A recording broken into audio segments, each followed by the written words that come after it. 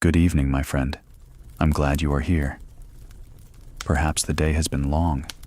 Perhaps sleep has kept its distance. But now we can settle in together.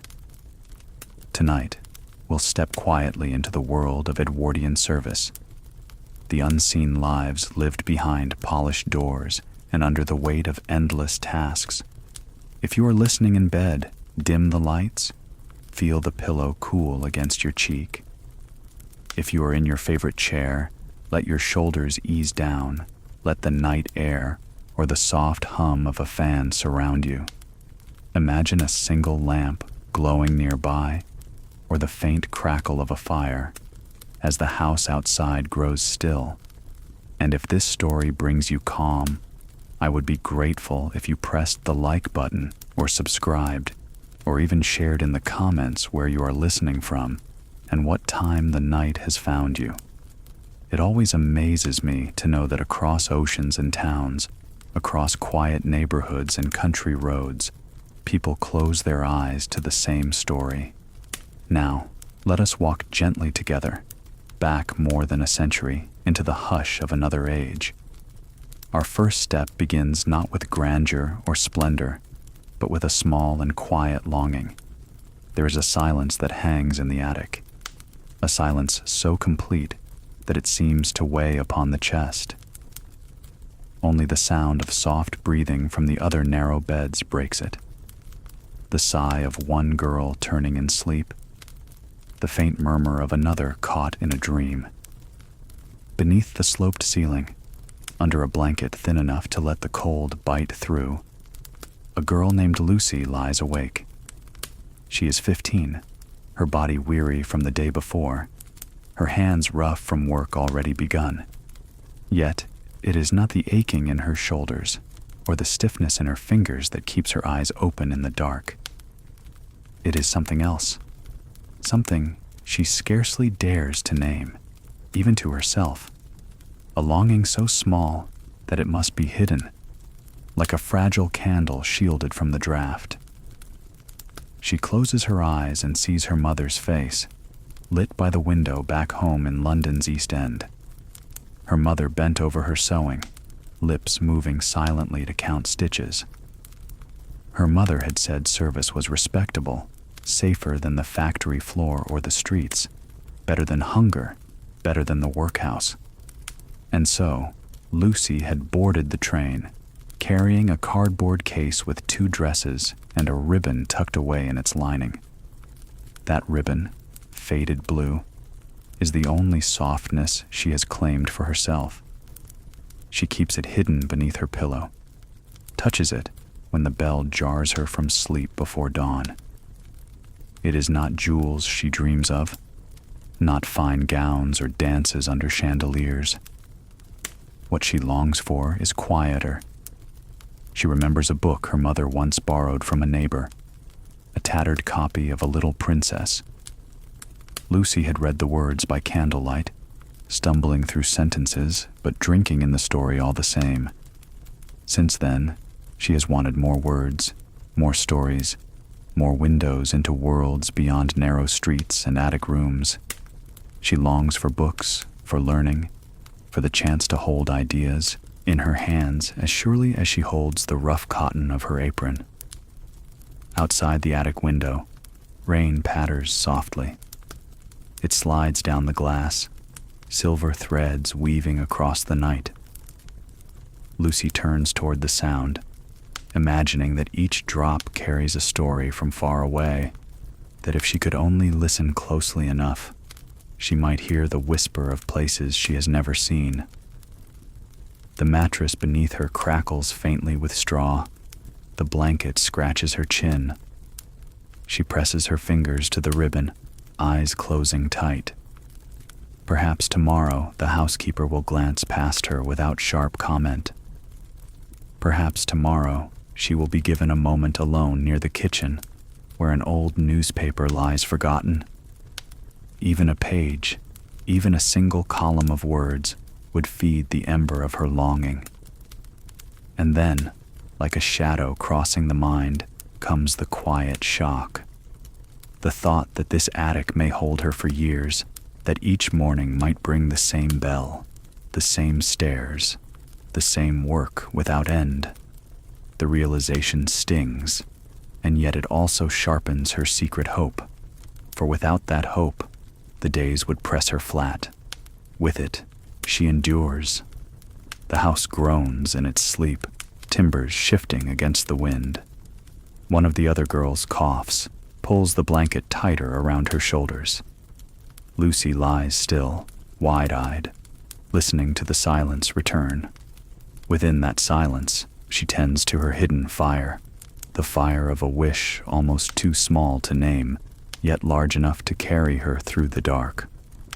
Soft rain at the window. And so, beneath the weight of duty and the hush of an attic room, Lucy keeps her quiet ember alive, waiting for tomorrow's breath of air to feed its flame. Morning steps trace the same worn paths each day. The first sound of the day is never birdsong, never the cheerful call of a clock striking the hour. It is the bell, sharp, metallic, and unyielding. For the servants at Thornfield Hall, the bell is law. Its voice pulls them from their narrow beds, pulls them from whatever fragment of dream they clutched in the dark, and sets them on their weary march down the same staircases, day after day.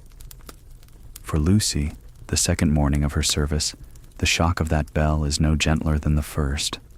She stirs beneath her thin blanket, her bones aching from the previous day's endless labor, her muscles sore in places she did not know could be sore. The attic around her is still dim, the only light a gray wash from the smallest of windows set deep beneath the sloping roof.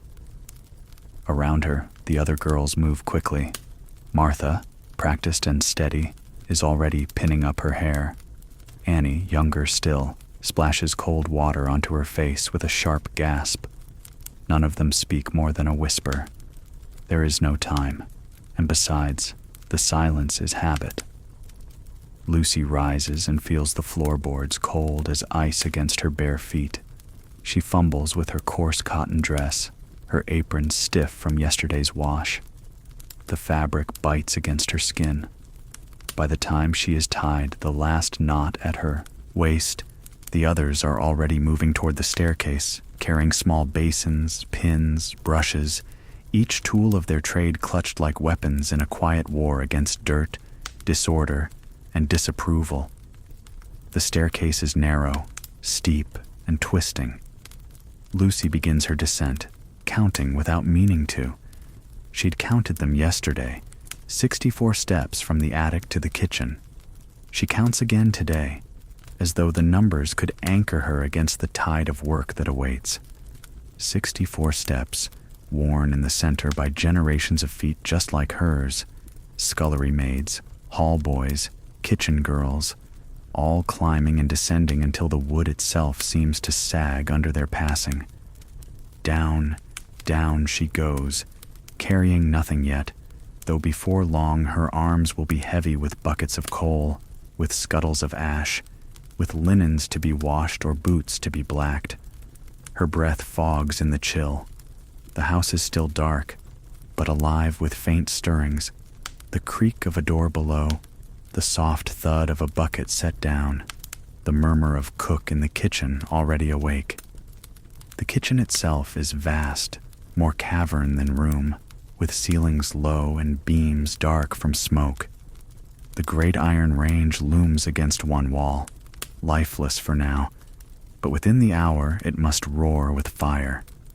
The air is damp, heavy with the scent of yesterday's ashes and old coal dust. Lucy's task is clear. Clean the grate, lay the kindling, coax the fire to life so that cook may begin her preparations. Her fingers are clumsy with the shovel, scraping out the cold remains of yesterday's fire. The soot clings instantly to her skin, black under her nails, smudged across her cheek where she brushes back her hair. She sneezes, the sound echoing like a guilty secret in the cavernous space. Still, she presses on. She stacks the kindling carefully, lays the coal with trembling hands, and lights the match. For a moment, nothing. then a flicker, a glow, and finally the slow, reluctant breath of flame. The relief is immediate, though she dares not smile. Around her, the kitchen stirs into motion. Betsy, the kitchen maid, arrives, her arms full of carrots and turnips to be peeled. Cook herself soon follows, her apron already tied, her sleeves rolled up over forearms strong as timber. She nods briefly at Lucy, neither smile nor scowl, and moves to her domain with the authority of a general.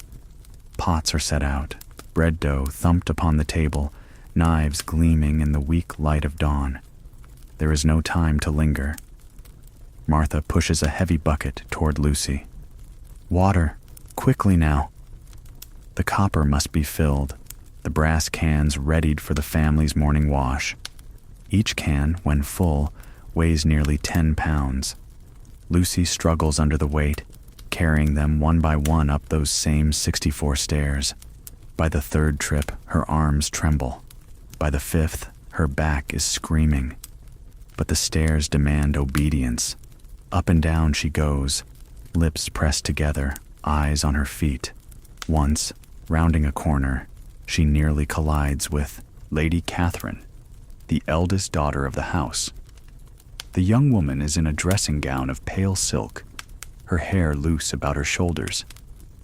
Lucy freezes, pressing herself against the wall, remembering Martha's warning. Servants are not to be seen. Lady Catherine does not glance at her, does not even pause. She glides past as though Lucy is part of the wallpaper, as invisible as the coal dust beneath her fingernails. The sting of it lingers. To be unseen is part of the bargain, yet the ache of invisibility cuts deeper than the ache in her shoulders. She carries on, the scent of Lady Catherine's lavender perfume trailing behind her like a ghost. By 7 o'clock, the kitchen is a frenzy. The range glows with steady heat, kettles hiss, pans clatter.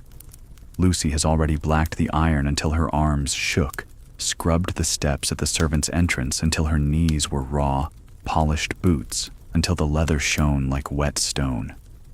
14 pairs, each lined up in gleaming rows.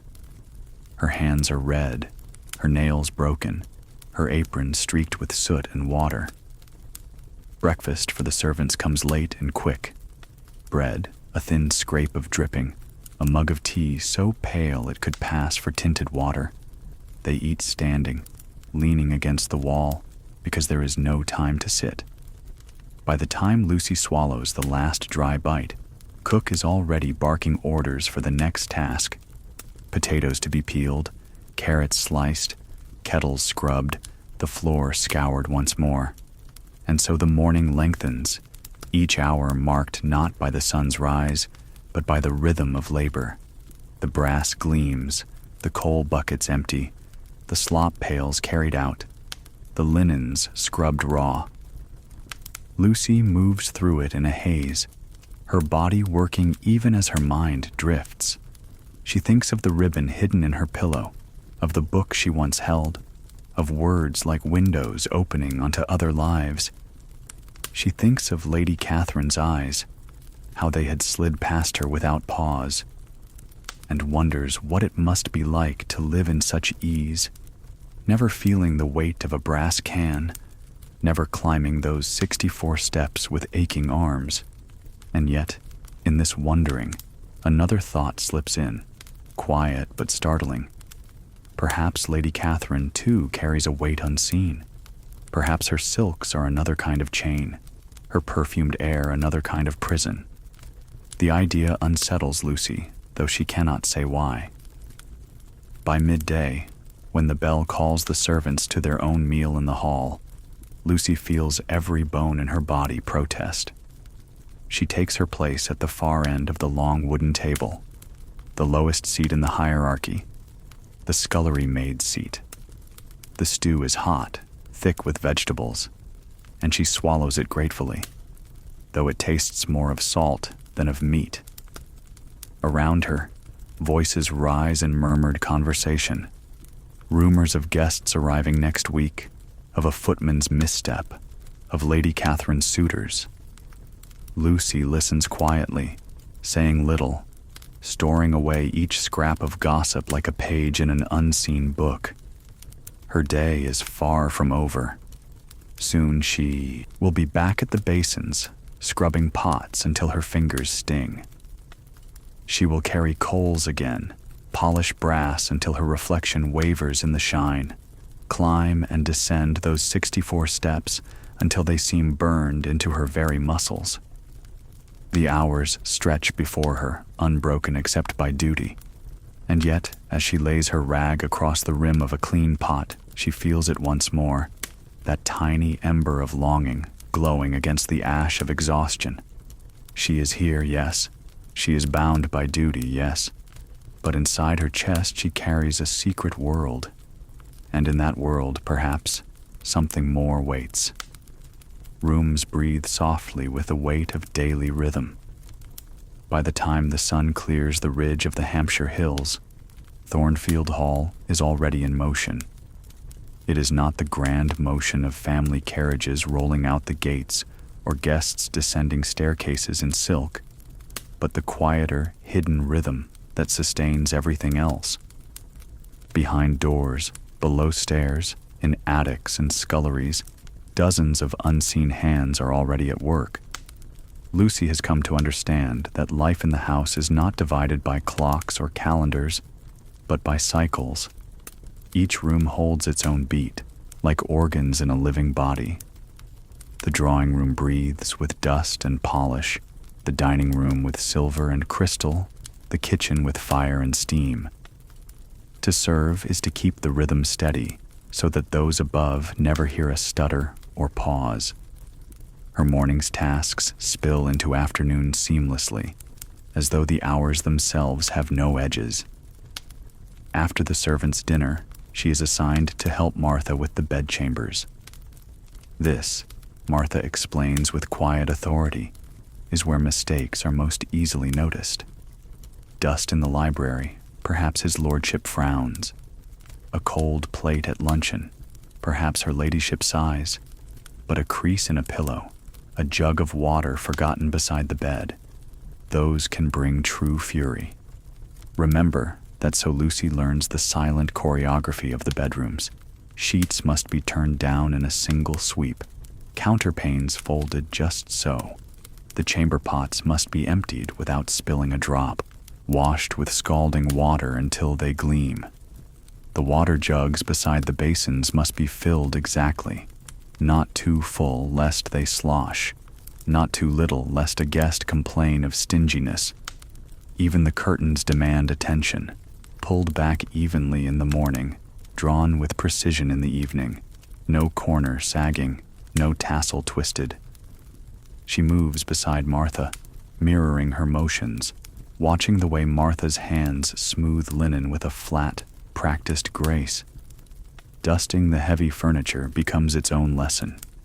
The cloth must glide in circles, never leaving streaks, always finishing with a gentle pat as if sealing the shine in place. Each room has a presence. The master's chamber smells faintly of tobacco and leather, the air still heavy with last night's fire.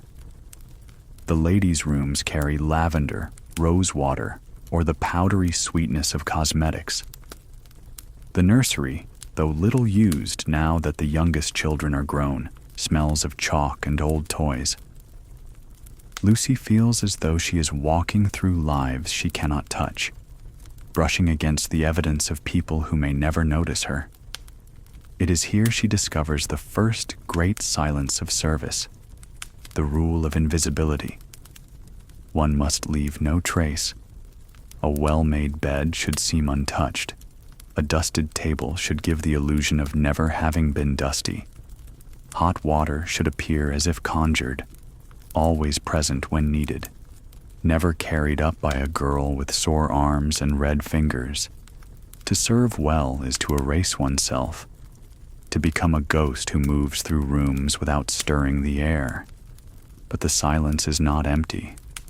It has a weight, like the hush of a church before a hymn. Lucy feels it pressing on her shoulders, as though the walls themselves are watching.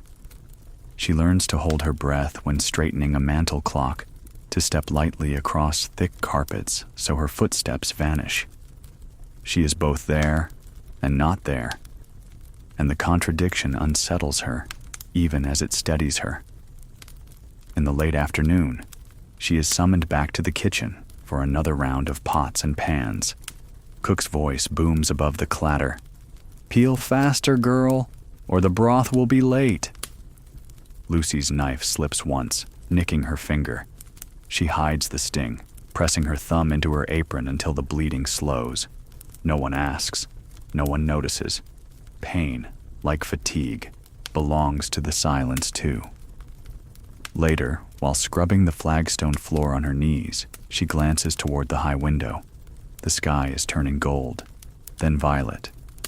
Outside, the day fades gently.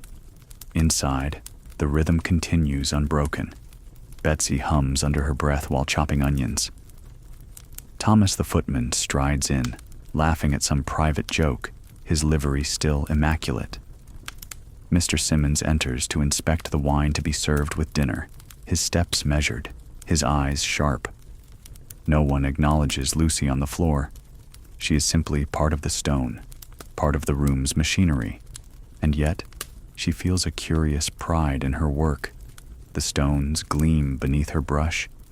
The kitchen smells of onions, yeast, and roasting meat. The clamor is alive, and she is part of it. The hall would stumble, falter, collapse into chaos if not for the endless unseen work that hums here like a hidden engine. As twilight deepens, the family gathers upstairs for their evening meal. Lucy does not see it, but she hears the muted thrum of activity above, the chime of silver, the creak of dining chairs, the muffled laughter that drifts down through the floorboards. Her own supper is plainer, eaten again in the servants' hall, bread, stew, and a slice of boiled pudding. Cook is allowed to be spared from the family's abundance. The hall itself is alive with chatter now. The hierarchy stretches down the table, from Mr. Simmons at the head to Lucy at the very end. Snippets of conversation float by her. Speculation about Lady Catherine's suitors, complaints about stiff boots, jokes about the new vacuum contraption rumored to be arriving soon. Lucy listens, storing it all away. Even gossip becomes a rhythm here, a binding thread that holds the servants together. By the time supper is finished, the lamps are lit throughout the house. Lucy returns to her duties with leaden limbs, polishing brass candlesticks, folding linens for the morning, carrying yet more hot water up and down those endless stairs. Each trip feels heavier, though she knows she will make a dozen more before the night is done. It is close to midnight when she finally collapses back onto her narrow mattress in the attic. Around her, the other girls breathe deeply, already asleep. The air is cold again, the blanket thin, but Lucy lies awake for a moment longer. She stares at the small square of night sky beyond the window, stars glimmering faintly above the chimneys. She thinks of the silence, of the way rooms hold their breath, and of the way she too has learned to vanish within them. And she wonders if invisibility can ever be broken. Can a servant ever be truly seen, not just as a shadow, but as a person with hopes and burdens of her own? The thought drifts with her into sleep, fragile as the stars fading behind her eyelids. Sometimes another face shows you your own life. The second week of Lucy's life at Thornfield brings a rhythm that is both familiar and strange. The aching in her arms is less sharp now. The sting of soap on her hands has become a constant companion, no longer shocking but steady, like the hum of a beehive. Each morning she wakes before the bell, already half listening for it in her sleep, as though her very body has learned the house's pulse. And yet, something unsettled grows within her. It comes not from the tasks themselves, polishing, hauling, scrubbing, lifting. but from the faces she begins to notice around her. For while invisibility is the rule, the servants still see each other, and in those brief glances, Lucy begins to measure her own life. It happens first with Annie, the youngest housemaid, no more than 14. Annie's cheeks are still round, her eyes still carry a child's uncertainty. One night, when the others are already dozing, Lucy hears a muffled sob from the bed beside hers. She turns on her straw mattress and whispers, "What is it?" "I miss my mum," Annie breathes, clutching a crumpled letter to her chest. She cannot read it properly, only trace the familiar loops of her mother's handwriting with trembling fingers. Lucy, who can read, sits up and quietly offers to help. She reads the words softly in the darkness, simple lines about home, about brothers and sisters, about missing their Annie. When she finishes, Annie presses her face into the thin blanket and whispers, "Thank you." In that moment, Lucy feels both older and younger than she is. Older, because she can lend comfort. Younger, because Annie's sorrow echoes her own, though she has tried not to name it. She too misses her mother, misses the smell of mending thread and candle wax, misses the sound of her brothers arguing in the street. The attic is full of bodies but empty of family. The next reflection comes in the form of William, the hall boy. He is 12, wiry and quick, always darting up and down stairs with coal buckets or boots clutched in his arms. His cough is sharp, rattling, the sound of lungs already worn thin. One evening, Lucy overhears Martha mutter, "The boy won't last the year at this pace." Sure enough, within a fortnight, William collapses, feverish and pale. Mrs. Wilson sends for the doctor, but there is no question of true rest. By dawn, another boy has been hired, even smaller, even younger. William is simply gone, replaced as though he had never existed. The stairs that nearly broke his back wait patiently for the next set of feet. Lucy feels the shock quietly, like cold water poured down her spine. She realizes that her own position is no stronger, that sickness or weakness could erase her as quickly as William vanished. The house requires work, not individuals.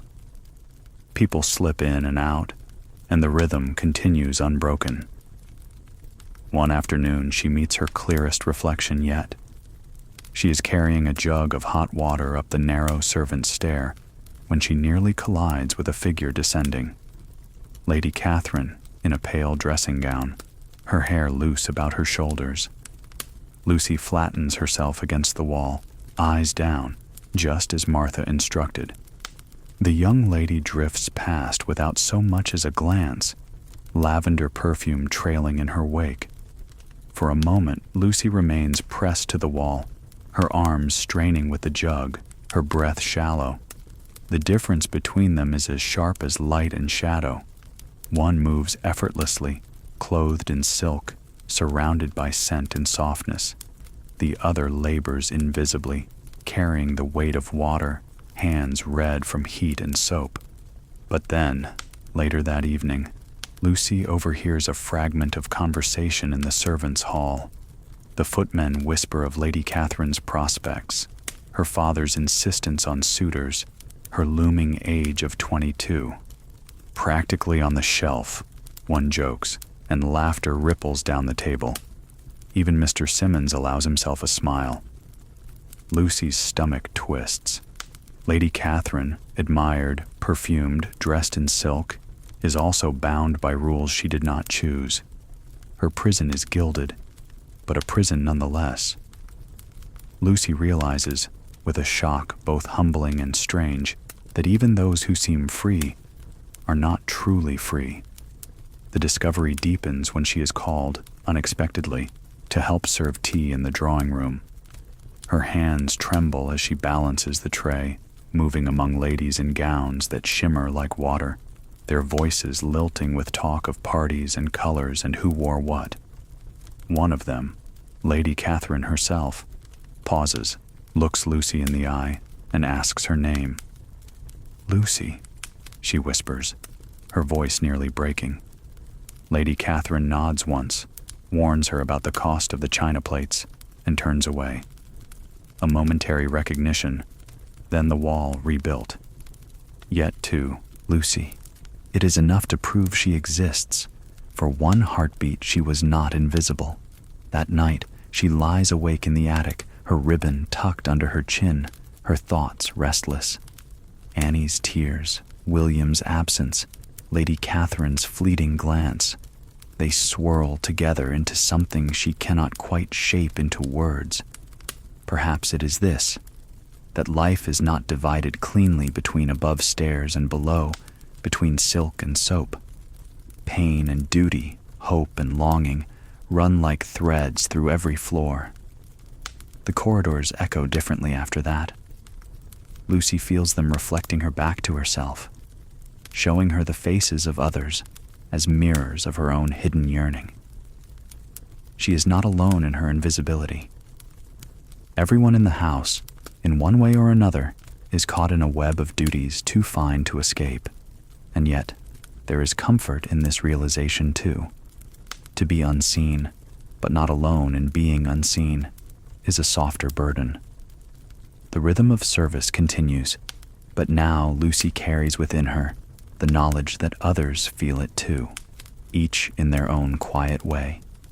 A single act of kindness can open quiet doors. Morning begins as it always does, with the harsh rattle of the servant's bell, a sound that pierces even the heaviest dreams. Lucy stirs in her narrow bed, her body moving before her mind has caught up. The rhythm of the house has trained her muscles to respond like clockwork. Yet on this morning, something delicate hangs in the air, a thread of possibility she does not yet recognize. The corridors are still dark when she descends, counting the steps as always. 64. She knows them by heart, the groan of each board, the cold bite of the stone beneath her slippers. In the kitchen, the air is thick with smoke as Martha guides her toward the range. Ashes swept, kindling laid. The day unfolds as endlessly as the ones before it, hauling coal, scrubbing pots, carrying water that scalds her hands.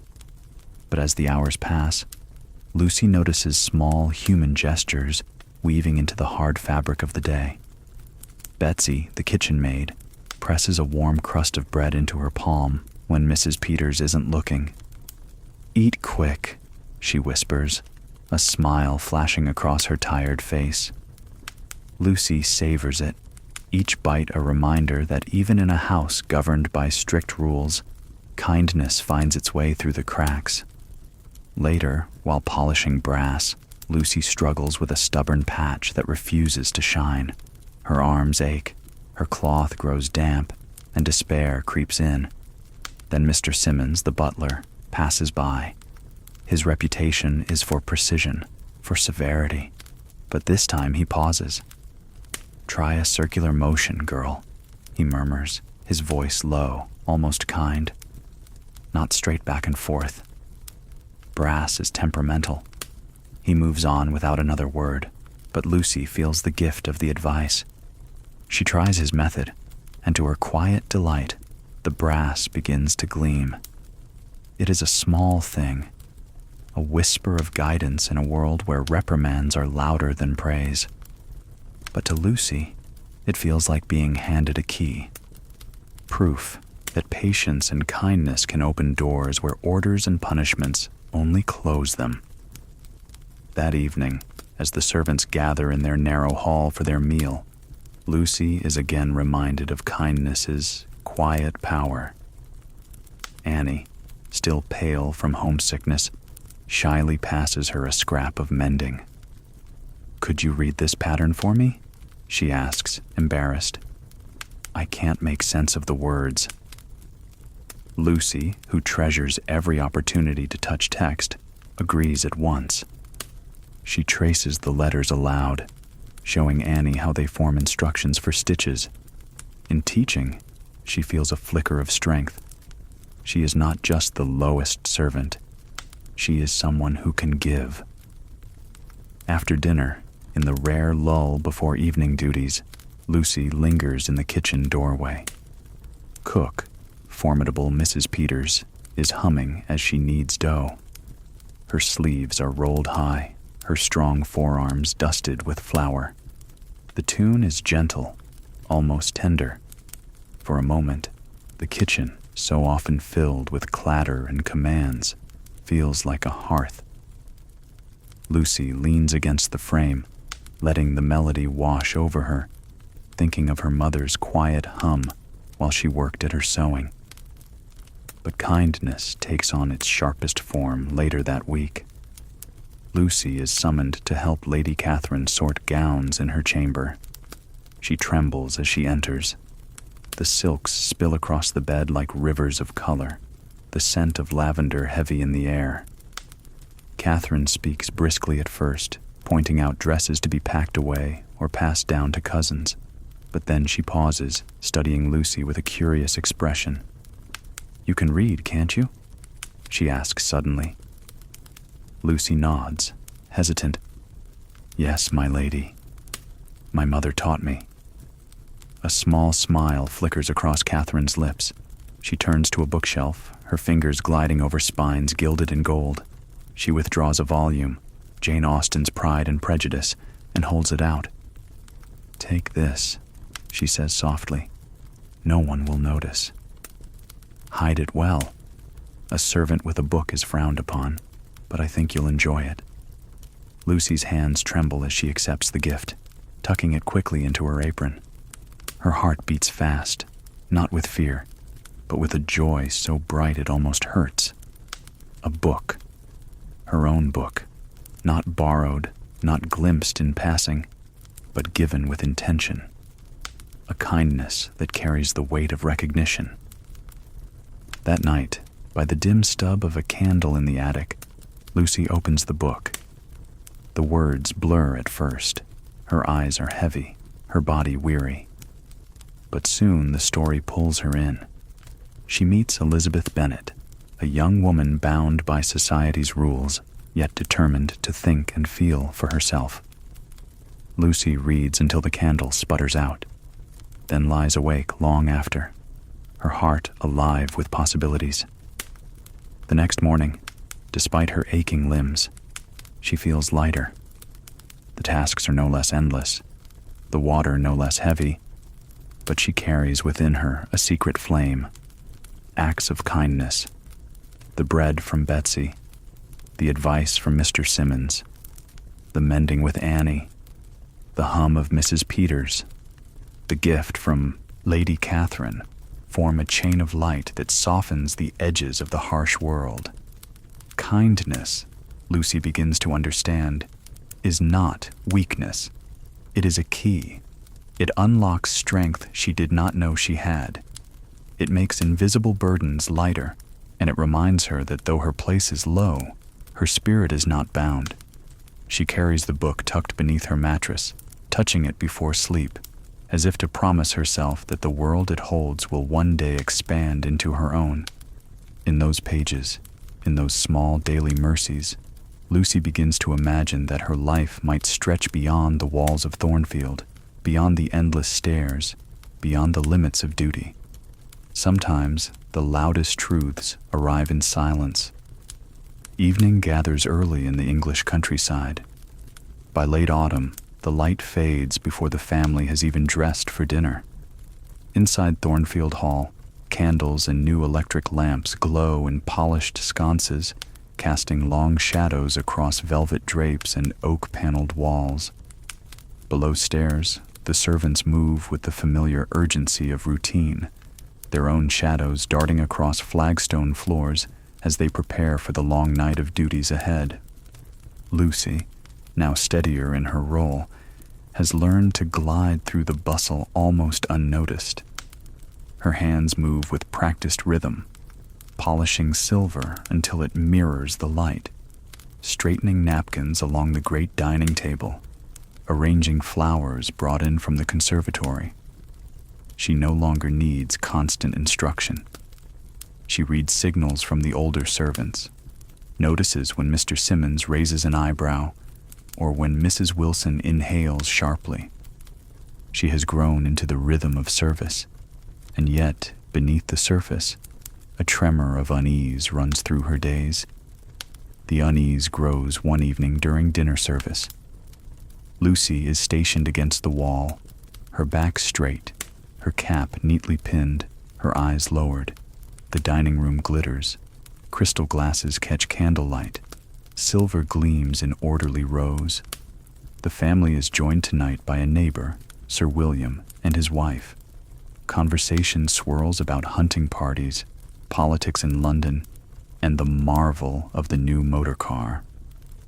Lucy moves silently when Mr. Simmons signals for plates to be cleared, always from the left, always careful not to clink china.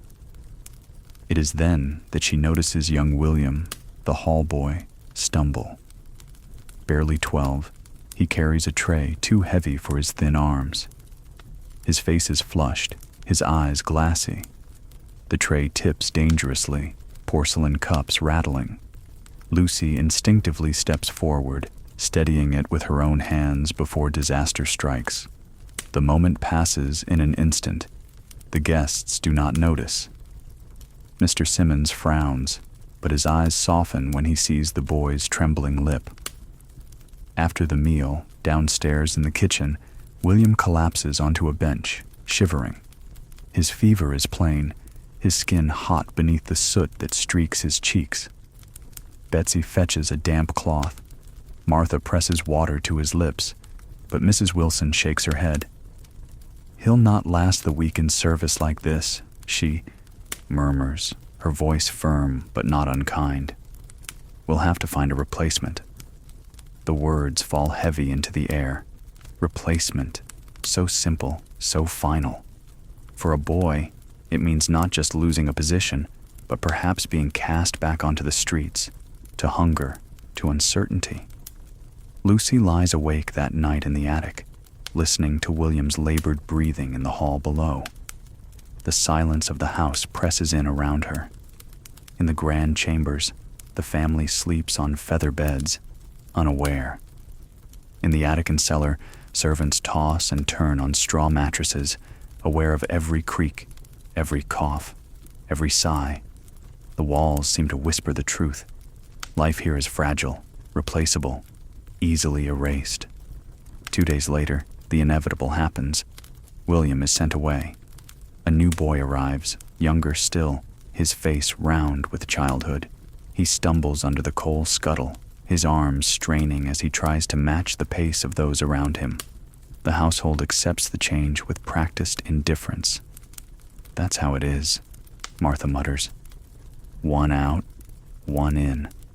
The work must go on, Lucy nods, but the truth lodges like a stone in her chest, and then comes the silent climax. It happens not with raised voices or slamming doors, but with the absence of sound. One evening, after a long day of preparations for a visiting party, Lucy passes the library on her way to deliver clean linen. The door is ajar and she pauses, not out of disobedience, but because silence itself holds her. Inside, Lord and Lady Thornfield stand before the fire. Their voices are low, weighted. "She's had 3 seasons," Lord Thornfield says at last, the words cutting through the hush. 3, and still no engagement. "People are beginning to talk," Lady Thornfield replies quietly. "She's particular. She wants more than duty. She has until the end of the season," Lord Thornfield declares. "If she doesn't choose, I will." Lucy feels her breath catch. They are speaking of Lady Catherine, the radiant young woman who lent her books, who asked her opinions on colors and dresses, who seemed to carry a secret world in her eyes. Even she, bright, wealthy, adorned, was trapped by expectation. Her cage was gilded, but a cage all the same. Lucy slips away before footsteps might betray her.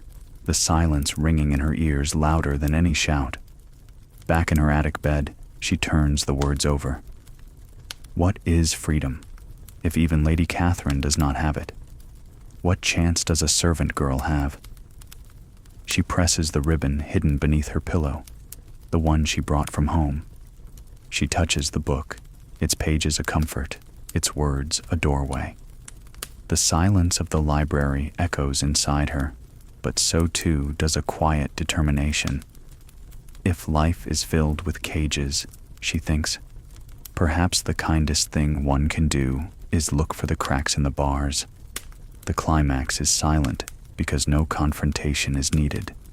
The truth lies bare without noise, that every life within the house, upstairs and down, is measured, bound, and judged. That survival requires endurance, but endurance alone is not enough. One must also keep alive the ember of possibility, even if only in the dark of night, under a straw mattress, in the turn of a secret page. Sometimes another story reflects your own. Spring begins to soften the hard lines of the estate. Frost lingers only in the shadows, while crocuses push through the damp earth. Birds return to the hedgerows, filling the early mornings with song. The house, too, stirs after its winter hibernation.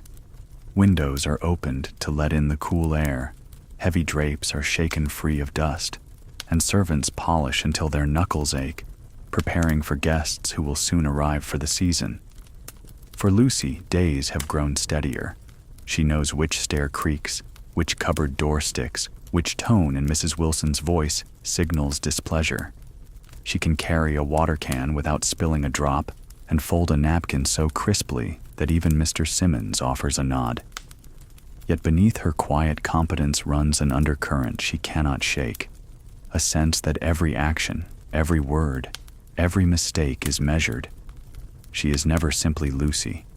She is always the maid, the servant, the invisible one. It is during a rare pause that she glimpses a reflection, unexpected, unsettling. Lady Catherine has asked for help sorting through dresses, a task Lucy approaches nervously. The bedroom is a chamber of light, curtains drawn back to reveal the bright green of the lawn.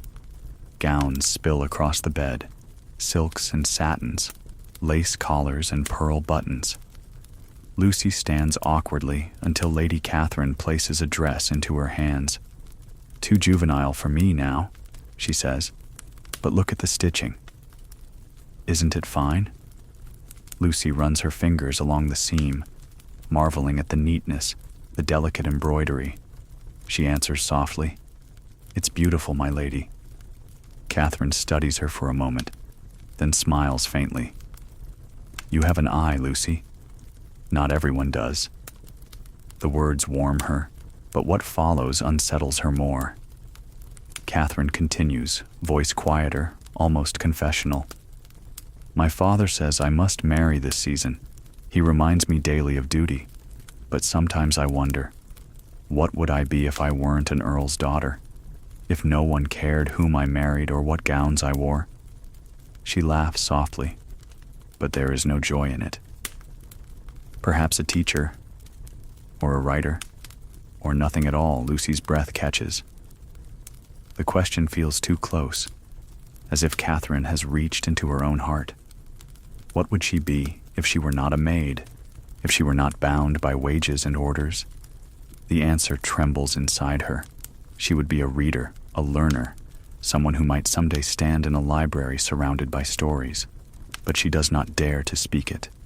Instead, she curtsies, murmurs something polite, and lowers her eyes. Later, back in the servants' hall, the memory lingers. She watches Betsy scrub pots until her hands are red, listens to Martha caution Annie about proper posture before Mrs. Wilson, passes by and thinks of Catherine's question. Upstairs or downstairs, it seems the bars of expectation press tightly. One woman must marry to secure her family's honor. Another must work to secure her family's bread. Different cages, different locks, yet cages all the same. One Sunday afternoon, Lucy dares to take her half-day walk into the village. The sky is pale blue, dotted with drifting clouds. She passes hedges humming with bees and fields where lambs totter after their mothers. In the village square, she notices other servants gathered, maids from nearby houses, a gardener in his worn cap, a cook with flour still dusting her sleeves. They sit in the parish hall, books open, voices low. Reverend Clark calls it a reading circle, and though Lucy enters shyly, he welcomes her with warmth. They are discussing Jane Eyre. Lucy has read part of it, a copy lent secretly by Lady Catherine. She listens as others speak of Jane's courage, of her refusal to bow to what is expected. At first, Lucy remains silent, but then words slip out. She wanted more than her place. She wanted respect. Heads nod around the circle. For the first time, Lucy feels her thoughts received not as impertinence, but as worth. Walking back to the hall that evening, the bells tolling softly from the church behind her, she feels a strange buoyancy. In Jane's story, she sees her own reflection, quiet, struggling, longing for dignity. In Catherine's question, she sees it too. Mirrors held at different angles, reflecting the same truth, that the hunger for choice, for self, belongs to everyone, no matter their station. Back at Thornfield, the evening meal proceeds as always, with clatter and orders and the endless rhythm of work. But Lucy's heart carries a stillness. She knows now that her longing is not foolish. It is human. Others feel it too. That night, as she settles into her narrow bed, she touches the hidden ribbon beneath her pillow and opens the book tucked beneath her blanket. The candle flame flickers, the words blur, but her mind stays sharp. Somewhere between lines of fiction and whispers of truth, she finds a gentle strength. The attic may be narrow, the days long, the rules rigid. Yet inside her, and inside Lady Catherine, and even inside Jane Eyre's printed pages, beats the same small insistence. Life can be more. Sometimes a small kindness opens the heaviest door. The days lengthen as summer presses itself across the countryside. At Thornfield Hall, this means more light pouring through high windows, more shadows stretching across the lawns, and more work for the servants who must prepare for house guests, shooting parties, and endless rounds of entertaining. To those upstairs, summer is leisure, garden parties, cricket on the green, long rides across the hills. To those below stairs, summer is sweat, and the constant echo of bells calling from above. Lucy has grown accustomed to the rhythm, though her body still aches from the endless stair climbs and the scald of hot water. What has changed is something quieter, something inside. She has discovered a pocket of strength that surprises her, born perhaps from the stolen hours of reading, or from the glimpses of kindness in unexpected places. One afternoon, as she helps Martha polish the banister, the sound of boots thudding down the stairs makes her pause. It is Thomas, the first footman, carrying 2 trays at once. He is tall, broad-shouldered, and often boastful, yet today his face is pale. Without a word, Lucy steps forward to steady one tray before it tips. Thomas glances at her, startled, then mutters, "Thank you." It is the first time he has spoken to her without jest or teasing. A small kindness exchanged, unremarkable to the house, but to Lucy it feels like the opening of a door she did not know was locked. That evening, in the servants' hall, the small kindness continues. Betsy, weary from peeling vegetables all day, pushes her bowl of stew toward Lucy. "Take more," she insists. "You've been running since dawn." Lucy protests, but Betsy shakes her head. "Eat. You'll need it." The stew is simple, thick with turnips and carrots. But to Lucy, It tastes like compassion. She eats slowly, savoring not just the food, but the feeling of being noticed, of being cared for. Later still, as the house quiets and the family retires, Lucy finds herself alone in the scullery, scrubbing the last of the pots. The sound of dripping water fills the room, steady as a clock. Her hands are raw, her back stiff, yet her mind drifts to the small gestures of the day. Thomas's brief gratitude, Betsy's offered stew. They are fragments of kindness, fragile and fleeting, but together they weave a thread strong enough to hold on to. The thread thickens when Lady Catherine appears unexpectedly in the kitchen one morning. It is unusual. Family rarely step into the servant's domain. Catherine is dressed in a pale morning gown, her hair unpinned, her expression troubled. "Lucy?" she says softly, glancing around to be sure no one else is listening. "I have something for you." She slips a small book into Lucy's hands. The cover is worn, the page is thin, but the title shines. Pride and Prejudice. Lucy's eyes widen. Books are treasures beyond her reach. "My lady, I cannot," she begins, but Catherine shakes her head. "It's finished with." "Hide it well." Mrs. Wilson mustn't see. Her tone carries both warmth and warning. Then, almost wistfully, she adds, "Books kept me alive when I was your age. Perhaps they will do the same for you." And with that, she is gone, leaving only the faint trace of lavender perfume and the heavy weight of a gift too precious to name. That night, Lucy reads by candlelight, the flame low, the words alive in her hands. The Bennet sisters speak with wit and hope, their world far from her own, yet somehow close enough to touch. Each sentence feels like a breath of air in her narrow attic room. She turns the pages slowly, carefully, as if afraid the story might vanish if she moves too quickly. For the first time since arriving at Thornfield, Lucy feels not just the burden of survival, but the stirrings of possibility. Days continue, filled with chores and commands, but Lucy carries the secret book like a lantern inside her.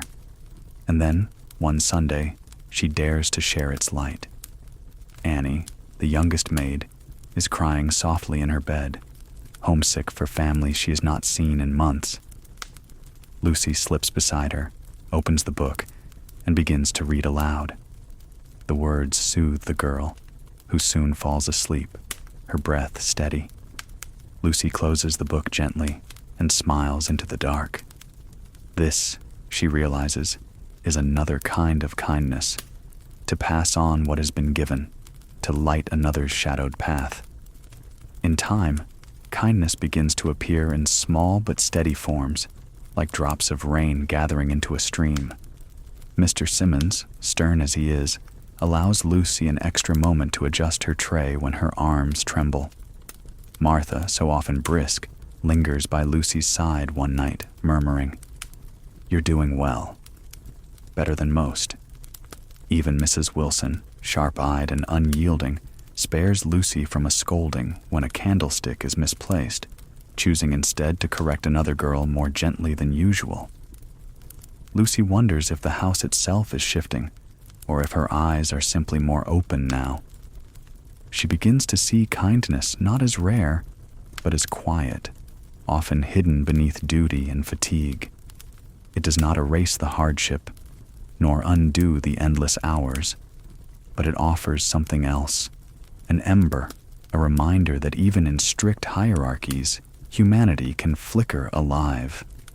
The Chia Kuan Han Ai, the key of kindness, becomes clear one afternoon when Lucy is called upstairs to deliver hot water. She climbs the familiar 64 steps, her arms straining, her breath steady. As she reaches the landing, Lady Catherine passes by. For once, Catherine pauses. She meets Lucy's eyes directly and says simply, "Thank you."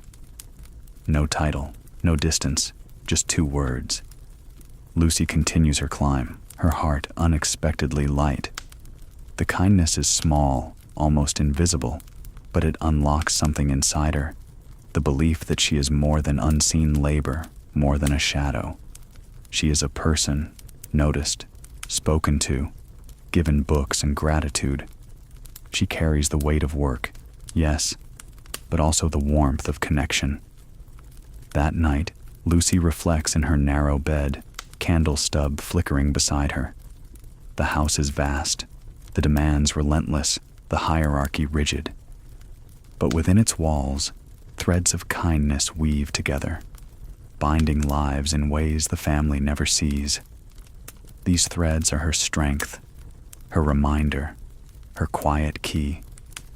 They do not open the grand doors of Thornfield, but they unlock something even more necessary: hope.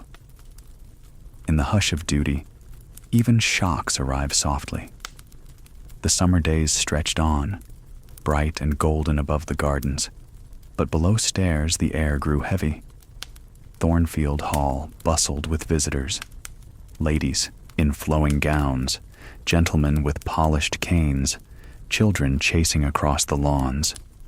To the family, it was a season of leisure. For the servants, it was an unbroken chain of demands, each one linked to the next, clattering like pots in the scullery. Lucy moved through these days as if in a dream.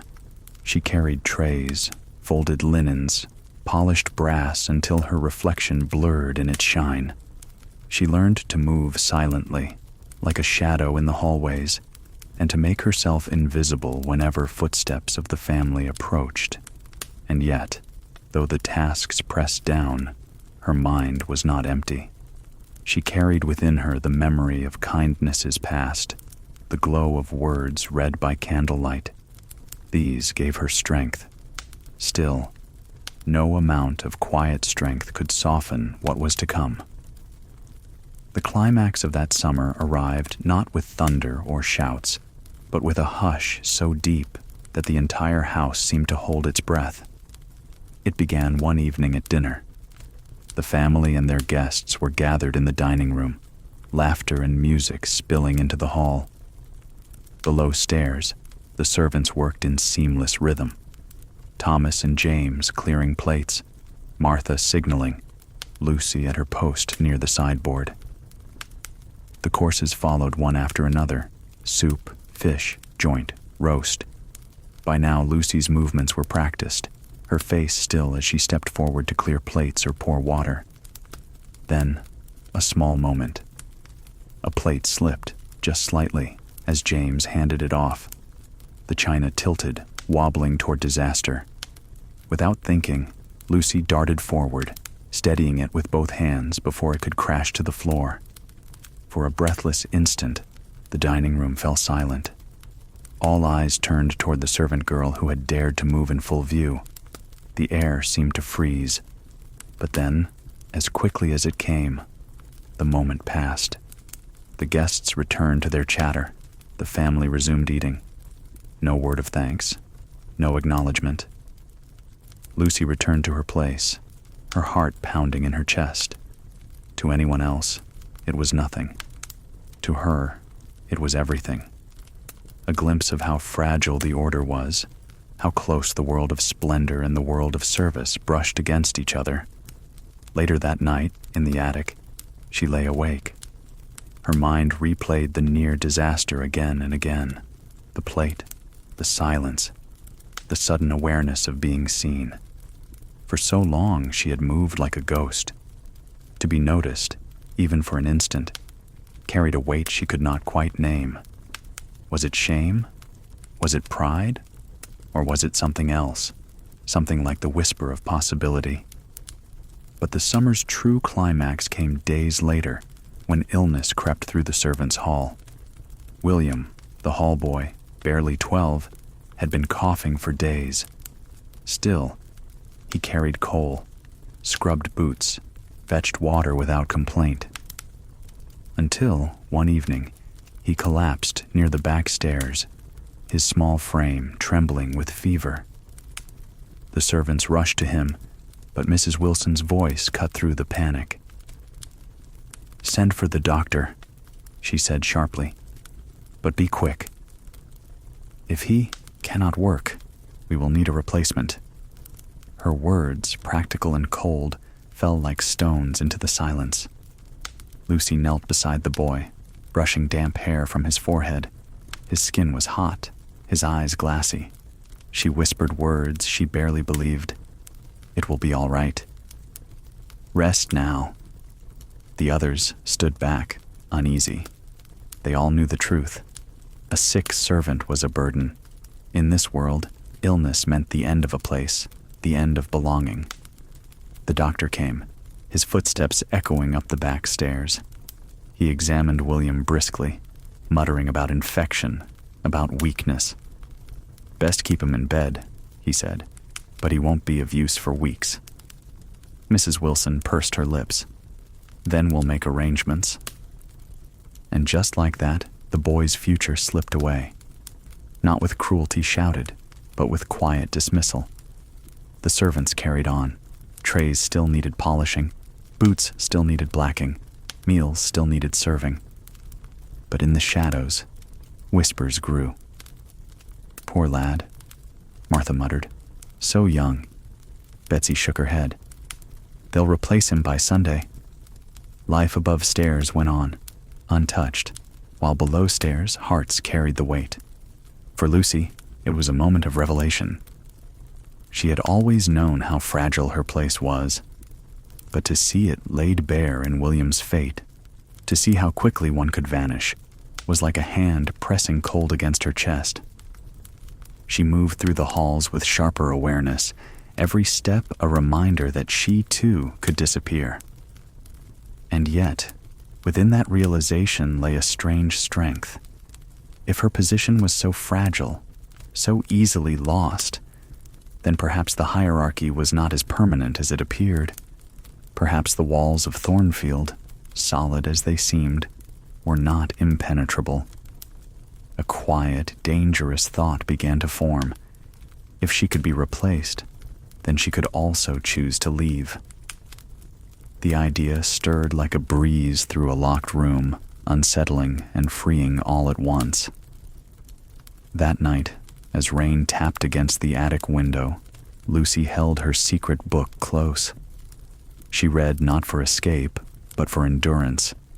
Each word, each story reminded her that lives could change, that paths could twist in unexpected ways. William's fate weighed heavy, yet beneath it pulsed the possibility of something different. The climax was not loud. It was not the crash of plates or the rage of masters. It was silent. The silence of a boy's bed left empty. The silence of footsteps replaced by another's. The silence of a girl lying awake, realizing that the world was larger than the narrow rooms of service. It was a silence that echoed louder than any shout. In polished glass, she glimpsed both duty and dreams.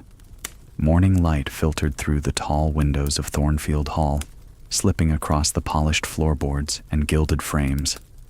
To the family, it was the glow of another gracious day. To Lucy, standing with a dust cloth in hand, it was a reminder of how early her tasks began and how late they often ended. She had been promoted now, moved from the endless drudgery of the scullery to the responsibilities of a housemaid. The work was no lighter, but the air upstairs felt different. Cooler, scented with beeswax polish and flowers freshly cut from the garden. She moved carefully through the library, brushing motes of dust from heavy volumes she was never meant to open. Titles gleamed in gold leaf along the spines. Histories, romances, collections of poetry. Each one whispered to her as she passed. Sometimes she lingered, letting her fingers rest for just a moment on the edge of a book before pulling her hand away. The rules were strict. A servant was not to touch, not to read. And yet, the pull was strong, as if the very air around those books carried possibilities. Later, in Lady Catherine's rooms, Lucy arranged flowers in porcelain vases, white lilies, roses tinged with pink, small sprigs of lavender from the garden. The lady herself sat at her dressing table, her fair hair gleaming as she brushed it slowly. She caught Lucy's reflection in the mirror and smiled faintly.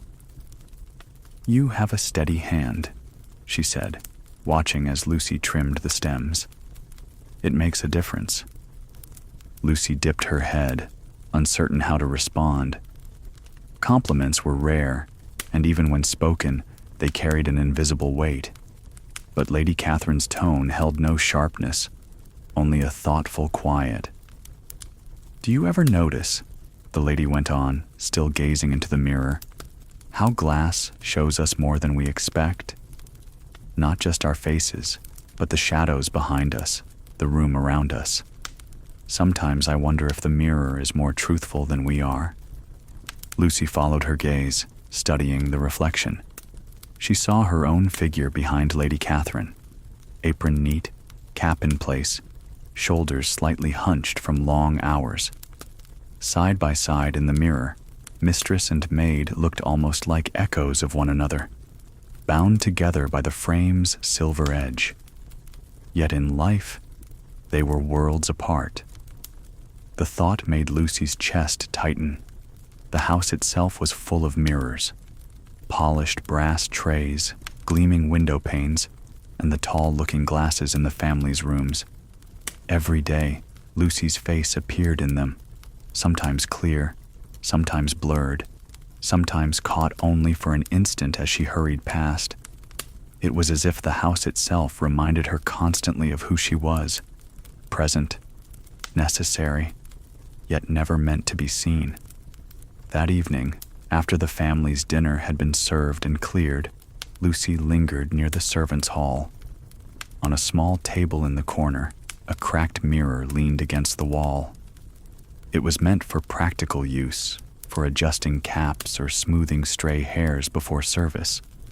But Lucy found herself drawn to it. She studied her reflection, the faint lines of tiredness beneath her eyes, the flush on her cheeks from carrying trays up and down the endless stairs.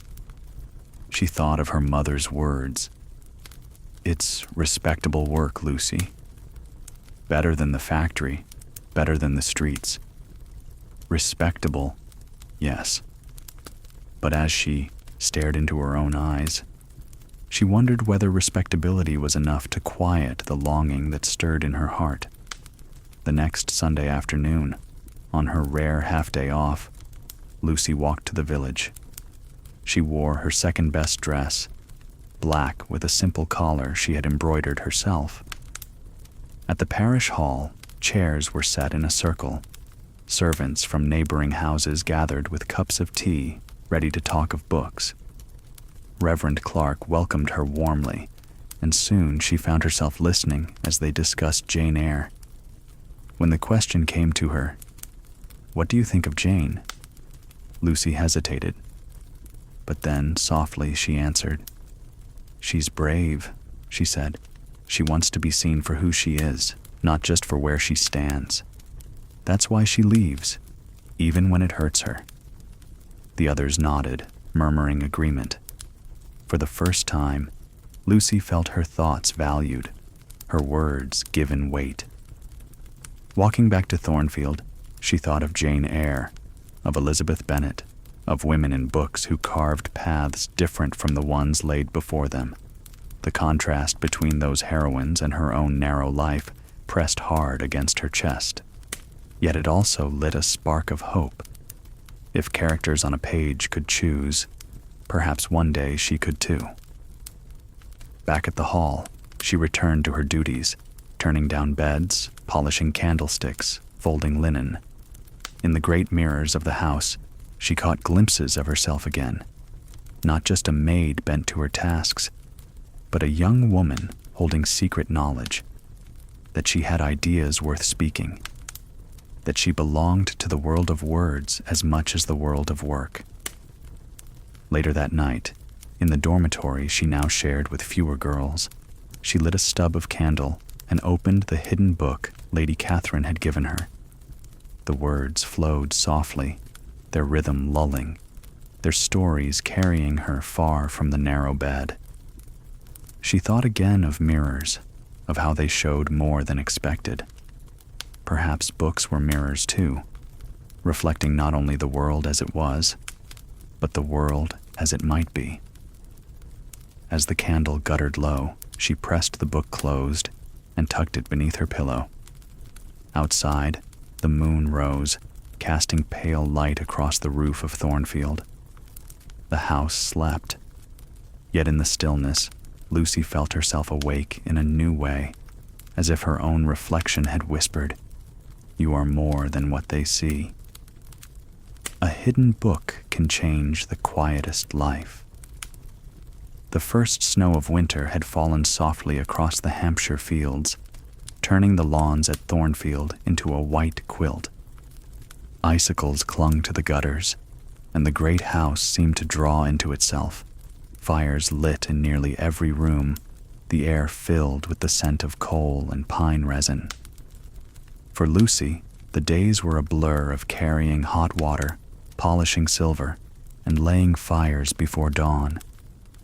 Yet in the heart of that long, cold season, something happened that would shift the course of her quiet life. It began in Lady Catherine's chamber, late one afternoon. The lady sat by her writing desk, the pale light of a winter sun spilling across her shoulders. Lucy had been asked to sort through gowns, folding them neatly into trunks. She worked with steady hands, careful not to wrinkle the fabric, her mind already weary from a day's labor. Catherine, restless, tapped her pen against a sheet of paper, then suddenly looked up. "Lucy," she said, voice softer than usual, "can you read?" The question startled her. Servants were not often asked such things. Some of the girls could not, and those who could seldom admitted it. But Lucy, remembering her mother's insistence on lessons by candlelight in their tiny London rooms, nodded. "Yes, my lady." Catherine's expression eased, as though she had been waiting for this answer. She crossed to the bookshelf, her fingers trailing along rows of leather spines, and pulled out 3 volumes. She handed them to Lucy with the care one might give a fragile bird. "These I've finished. They may as well have a new reader. Hide them carefully." Mrs. Wilson wouldn't approve, Lucy's breath caught. She turned the books over in her hands, Pride and Prejudice, Jane Eyre, and a newer title called Howard's End. The weight of them seemed heavier than cloth or paper. They were keys, doors, whole worlds bound between covers. She whispered her thanks, but Catherine waved it away. "It's nothing," she said. "Only, I think you might make good use of them." That night, long after the household had quieted, Lucy drew one of the books from beneath her mattress. The dormitory was hushed, the other maids asleep, their breaths even in the darkness. She shielded her candle with her hand and opened Pride and Prejudice. The words leapt up at her, characters witty and willful, refusing to be bound by silence or expectation. Elizabeth Bennet spoke boldly where Lucy would never dare, and Mr. Darcy's pride melted into affection. The candle burned low, and still she read, heart racing with each turn of the page. At last, when the flame sputtered to nothing, she lay back against the straw mattress, the book pressed to her chest. For the first time in months, perhaps in years, she felt her mind alive with more than duty. Over the following weeks, Lucy's world doubled.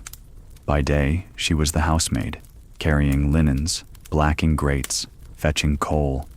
By night, she slipped into realms of imagination, walking with Jane Eyre through the corridors of Thornfield Hall in another century, hearing the clash of wit in drawing rooms where Elizabeth Bennet sparred with Darcy. Each word seemed to reach across the gulf of her station, reminding her that thought, courage, and yearning belonged to her as much as to anyone.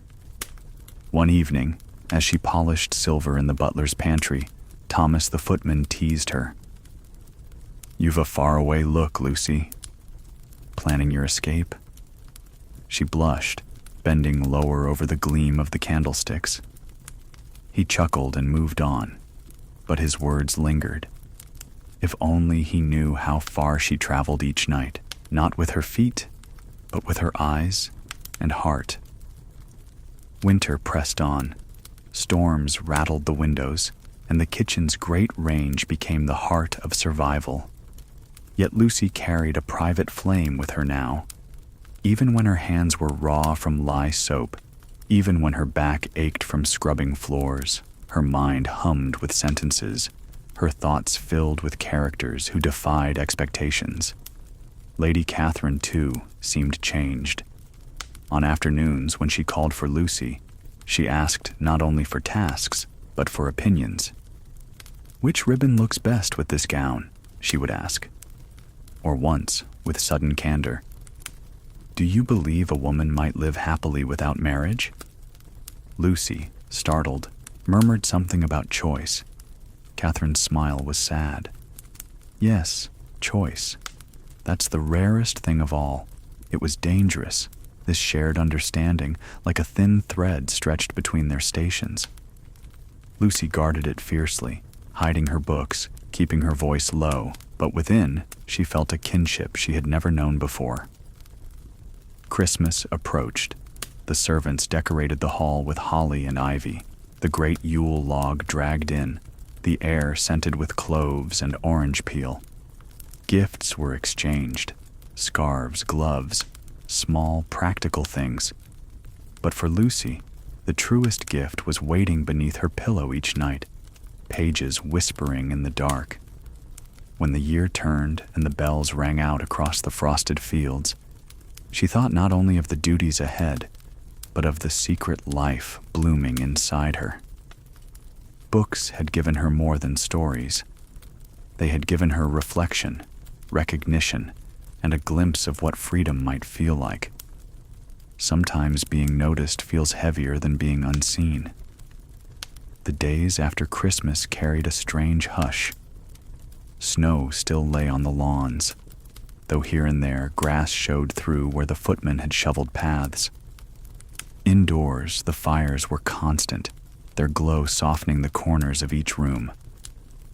And yet, despite the warmth, Lucy felt a chill she could not name. It came not from cold air, but from the weight of glances. She had lived for so long as invisible, her presence barely acknowledged. Now, there were eyes upon her, some curious, some wary, some sharper than she wished. Lady Catherine's fondness was no longer a secret confined to a locked chamber. The other servants noticed when Lucy was called more often, when her duties drew her upstairs, when Catherine lingered to ask her thoughts on a book or a ribbon. At first, it was Thomas who teased. "The lady's pet," he whispered with a grin as they passed in the corridor. He meant no harm, perhaps, but his words stung. Betsy, too, grew quieter in Lucy's presence. Where once she had saved biscuits for her, now she handed them out evenly, her expression unreadable. Even Martha, steadfast Martha, shook her head once as Lucy carried a tray to Catherine's room. "Don't let them see too much of you," she murmured. "It never ends well." Lucy nodded, though she did not fully understand. How could being useful, being trusted, be a danger? And yet, in the servants' hall, she began to feel the weight of silence where once there had been chatter. Her promotion to housemaid had already set her apart. Now, the quiet suspicion that she was favored set her further still. One afternoon, while she dusted the library, Mr. Simmons entered unexpectedly. The butler's gaze was steady, his black suit as immaculate as always. He watched her for a moment, then said, "Lady Catherine speaks highly of you." Lucy froze, unsure whether it was praise or warning. He continued, "A servant's greatest skill is discretion." Remember that he left without another word, but his meaning lingered. That night, Lucy lay awake turning it over. Discretion, silence, invisibility, obedience. But how could she remain unseen when Catherine drew her, time and again, into light? The balance grew more delicate in January. Catherine, restless with the long winter, asked Lucy to read aloud in the afternoons, poems mostly, or pages from novels. Lucy's voice trembled at first, but Catherine encouraged her gently. "Slower," she said. "Let the words breathe." And so Lucy learned to shape her voice to the rhythm of verse, her heart pounding as she spoke lines once locked away in silent pages. It was in one of these quiet sessions that Lady Thornfield entered unannounced. Catherine was seated by the fire, Lucy opposite, reading softly from Jane Eyre. The sudden sweep of skirts made Lucy spring to her feet, book clutched in trembling hands. Lady Thornfield's brows arched. "Reading aloud?" she asked coolly. Catherine's reply was calm. Lucy has a clear voice. It passes the time Lady Thornfield's eyes moved to Lucy, sharp and assessing. For a heartbeat, Lucy felt like the thin glass on a chandelier, fragile, one crack away from shattering. But Lady Thornfield only said, "See that you don't neglect your other duties, girl." With that, she swept out, her perfume lingering in the air. Lucy's knees nearly gave way. Catherine only smiled faintly. "Do not fear. My mother sees more than she says, but she will not trouble you. Yet." The word "yet" echoed uneasily in Lucy's chest. Downstairs, the rumors thickened. Annie asked, in her timid way, if Lucy was being trained for higher things. Ellen muttered that some girls forget their place once they go upstairs too often. Lucy wanted to protest, to insist she was still herself, still scrubbing floors and carrying coal like the rest. But her words tangled in her throat. The truth was, she had changed. Books and questions, glances and quiet moments with Catherine, they had shifted something inside her.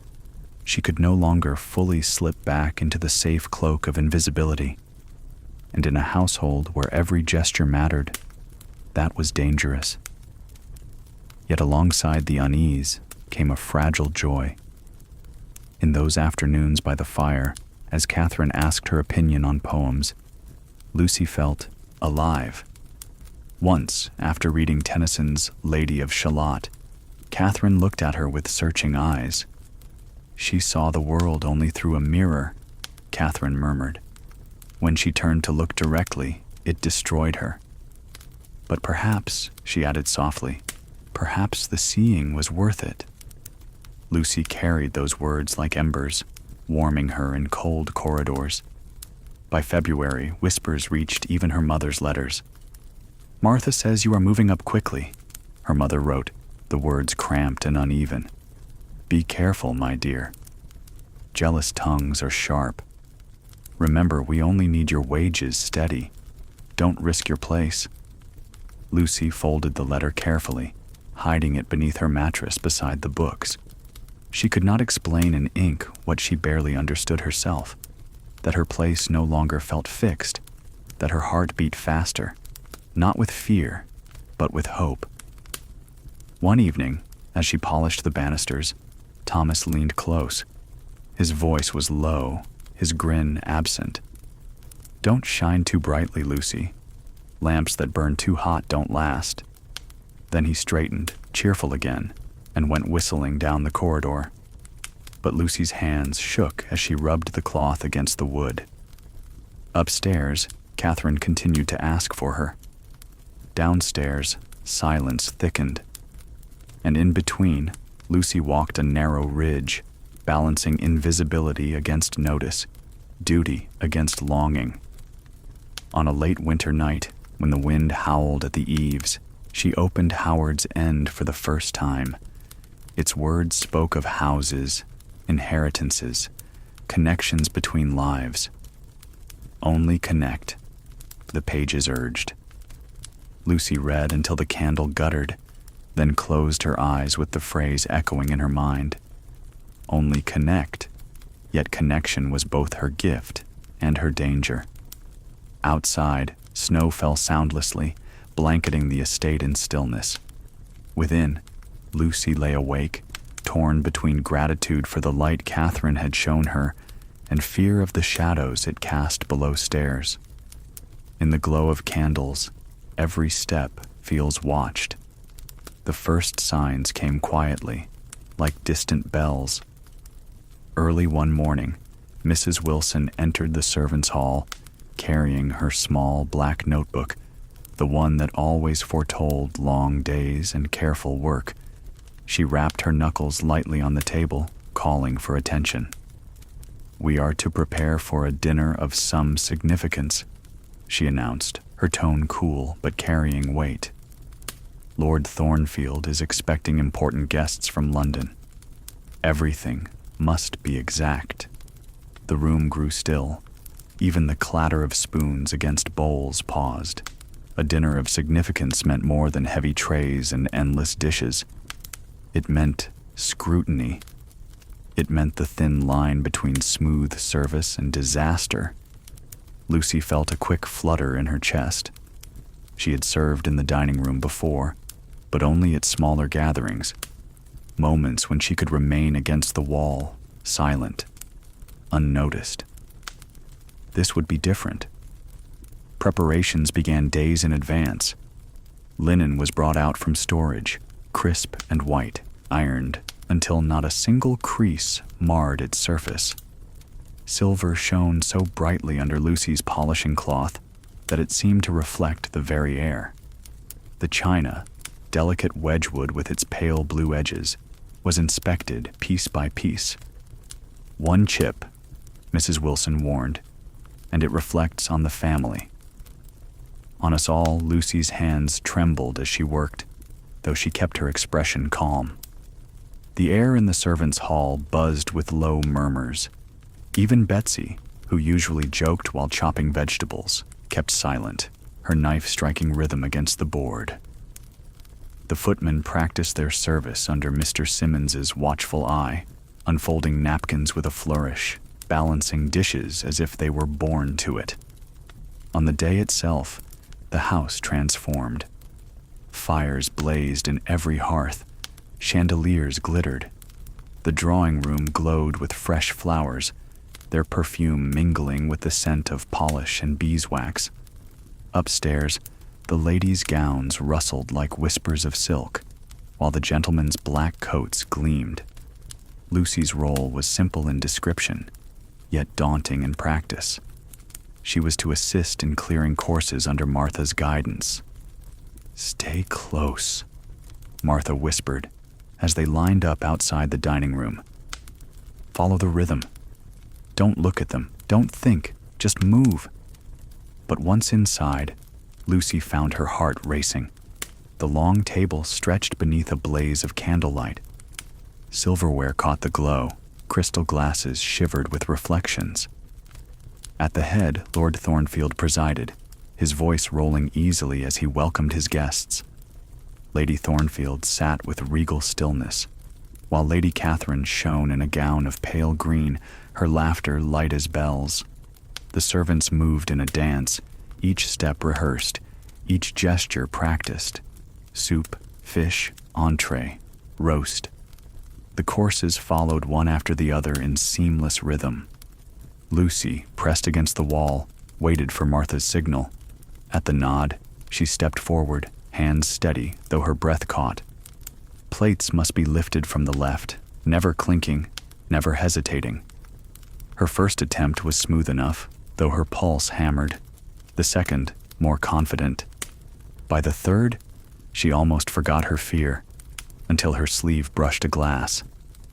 The faintest tremor set it quivering. Her heart froze. But Thomas, quick as lightning, steadied it with a casual touch as he passed. He gave no sign, only the smallest lift of his eyebrow. Lucy exhaled silently, pressing back against the wall. Conversations floated around her like distant music. The guests spoke of Parliament, of railways, of the great changes sweeping through London. Electric light everywhere now, one gentleman declared, even in theaters. The whole city shines, another scoffed lightly. Too bright. No mystery left. Candlelight flatters, electric light exposes. Lucy listened, though she pretended not to. She thought of the single bulb newly installed in Thornfield's hall, its glow steady, strange. Exposing, indeed, when the roast was served, the air grew thick with the scent of meat and herbs. Platters gleamed, sauces shimmered, silver lids lifted in perfect unison. Lucy moved when called, clearing plates, her movements measured, her eyes lowered. Yet she could not help but glance once at Catherine. And in that instant, Catherine's gaze met hers. Just a flicker, quick, unspoken. It was enough to send warmth rising in Lucy's cheeks. Back in the kitchen, the pace was frantic. Plates came down to be washed, polished, prepared for the next course. The heat was stifling, steam rising from copper pans, voices overlapping. Lucy fell into the rhythm. Scrape, wash, rinse, dry, stack. Her hands ached, her back throbbed, yet she found a strange comfort in the steady cycle. By the time dessert was carried upstairs, fruit arranged in careful pyramids, pastries glistening, Lucy's body moved almost without thought. The dance of service had entered her bones. She could feel the timing, the flow, the silent cues between footmen and maids. When at last the family and guests withdrew to the drawing room, the dining table was stripped, linens gathered, silver locked away. Lucy leaned against the cool stone of the passage wall, her breath slow, her body trembling with exhaustion and relief. Later, in the servants' hall, the talk was subdued. Everyone knew the evening had gone well. No disasters, no spills, no broken china. Mr. Simmons himself allowed the smallest smile as he poured himself a glass of port. Acceptable, he declared, which in his language meant near perfect. A sigh of satisfaction passed through the room. Martha nudged Lucy gently. Well done. You kept your feet, and that's more than some manage their first time. Lucy smiled faintly, though inside she replayed the quiver of that glass, the glance from Catherine, the weight of so many eyes in the glittering room. She thought of her mother's words in her last letter, steady wages, steady place, and wondered what her mother would say if she knew Lucy's hands had cleared plates beside lords and ladies, her steps woven into the fabric of a grand dinner. That night, in her narrow bed, Lucy stared at the ceiling. The echoes of the evening lingered. Candlelight, murmured conversations, the rustle of gowns. She felt both smaller and larger than before. Small in the shadow of grandeur, larger in the knowledge that she had played her part in sustaining it. She closed her eyes to the sound of the wind pressing at the windows, and though her body ached, she felt a quiet pride, a sense that she had crossed a threshold, however small. To be trusted in the dining room was not nothing. It was a step, however fragile, into a world that once seemed impossibly distant. In the quiet after work, news drifts in like smoke. The house had grown hushed after the grand dinner. Hallways, once filled with rustling skirts and polished shoes, now lay empty, lit only by lamps that flickered faintly against the paneled walls. In the servants' hall, the long wooden table bore the remains of a simpler meal. Stew cooled in the bowls, breadcrumbs scattered like pale dust. It was here, in the rare space between duties, that conversation shifted. Gone were the commands, the rattling bells, the clipped tones of Mrs. Wilson. In their place rose the voices of the staff themselves, low, cautious, but carrying. Lucy sat near the far end, a cup of weak tea warming her raw hands. Her back still ached from the dinner service. but her mind was restless. She watched as Thomas leaned forward on his elbows, voice lowered, eyes alight. They say in London the women are marching again. Banners, shouting, police pushing them back. All for the vote. Betsy, perched on a bench with her apron still dusted in flour, snorted softly. And what would we do with a vote? Doesn't change the washing or the scrubbing. Thomas shrugged, though his tone was not mocking. Maybe not today, but tomorrow, who knows? My cousin says factories are hiring women as clerks now, not just hands. Offices, too. Imagine, sitting at a desk, ink on your fingers instead of coal dust. A ripple of unease moved around the table. Change was a word both tempting and frightening.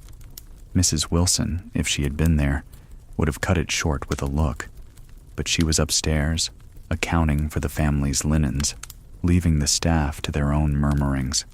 From the corner, Martha's voice rose, calm, steady, practical as always. Dreams are fine things, Thomas, but don't forget what keeps bread in your mouth. Service is certain. Factories close, offices turn you out. A place in a house like this, it may grind you down, but it holds. Lucy listened, her fingers wrapped tight around the teacup. She thought of the book tucked under her mattress, the one Catherine had given her. She thought of the letter she longed to write to her mother, telling her everything and nothing all at once. And she thought of London, a city alive with shouting women and banners, a place she had only glimpsed through train windows. Later that evening, as candles were snuffed and boots lined neatly in the passage, Lucy slipped into the tiny alcove that served as the servants' reading nook. A few worn newspapers lay stacked on the shelf, discarded by Lord Thornfield after he'd finished with them. Their pages smelled of ink and dust, edges frayed by many hands. She unfolded one carefully, the crackle of paper loud in the silence. Headlines leapt out. Suffragists clash with police at Westminster. Motor cars crowd the streets of London. New inventions promise easier household work. She traced the words with her eyes slowly, as though tasting them. The thought of inventions promising easier household work made her smile wryly. Easier for whom? For the mistress, certainly, but perhaps not for the scullery maid asked to operate strange machines. Still, she could not help but picture it. A laundry that did not, blister hands, a carpet cleaned without endless beating in the yard. Her eyes drifted to a smaller column near the bottom of the page. Opportunities abroad. America, calling for workers. The letters blurred a little as her mind filled with images. Ships crossing oceans. Cities where no one knew your name. Libraries filled with books free to read. She set the paper down slowly, folding it with care. The alcove seemed smaller now, her heart pressing against the walls. Behind her, a soft voice broke the silence. Thinking of leaving us already? It was Ellen, one of the junior maids, her expression half amused, half wistful. Lucy shook her head quickly, heat rising to her cheeks. Just reading. Ellen sat beside her, smoothing her skirt. My brother writes from Manchester, she said quietly. He says there's work there for girls. Shops, mostly. Long hours, but better pay. He says I should come. Sometimes I think I might. Lucy turned to her, surprised. Ellen, who always seemed so rooted in Thornfield with her quick laugh and nimble hands. The idea of her leaving made the house feel strange, unsettled. What would you do? Lucy asked. Ellen shrugged, her eyes distant. Stand behind a counter, I suppose. Smile at customers, count out change. It doesn't sound grand, but it would be mine. No one ringing a bell for me to hurry. No one counting the steps I'd take. The two girls sat in silence, the weight of unspoken dreams pressing around them. Beyond the walls, the night deepened. A wind stirred the branches against the windows, like fingertips tapping at the glass. The next morning, the world resumed its relentless rhythm. Bells rang, water boiled, brass gleamed. Yet Lucy carried the whispers of that evening with her, the murmurs of marches, the scent of ink on old newsprint, Ellen's quiet confession. They lingered like smoke, impossible to hold, but harder still to forget. When Catherine summoned her later that week, asking for help arranging flowers in the drawing room, Lucy's thoughts were still heavy with those whispers. Catherine noticed at once. "You're quiet today," she said, placing a vase of roses on the table. Lucy hesitated, then spoke carefully. "I was reading about the marches, about women in London asking for the vote." Catherine's hands stilled. For a moment, something unreadable flickered in her eyes. Then she smiled faintly. "Yes, I know of them. Brave women. Foolish, some would say, but brave." She paused, selecting a rose and trimming its stem. "What do you think?" Lucy looked down, unsure. To answer honestly felt dangerous, yet Catherine's tone was not mocking, not dismissive.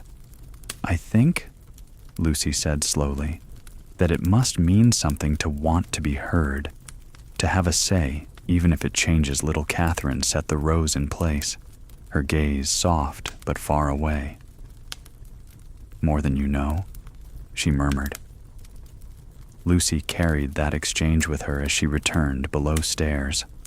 A single moment, a quiet question, but it echoed within her, mixing with Thomas's bold talk, Ellen's wistful dreams, and the headlines pressed into fragile paper.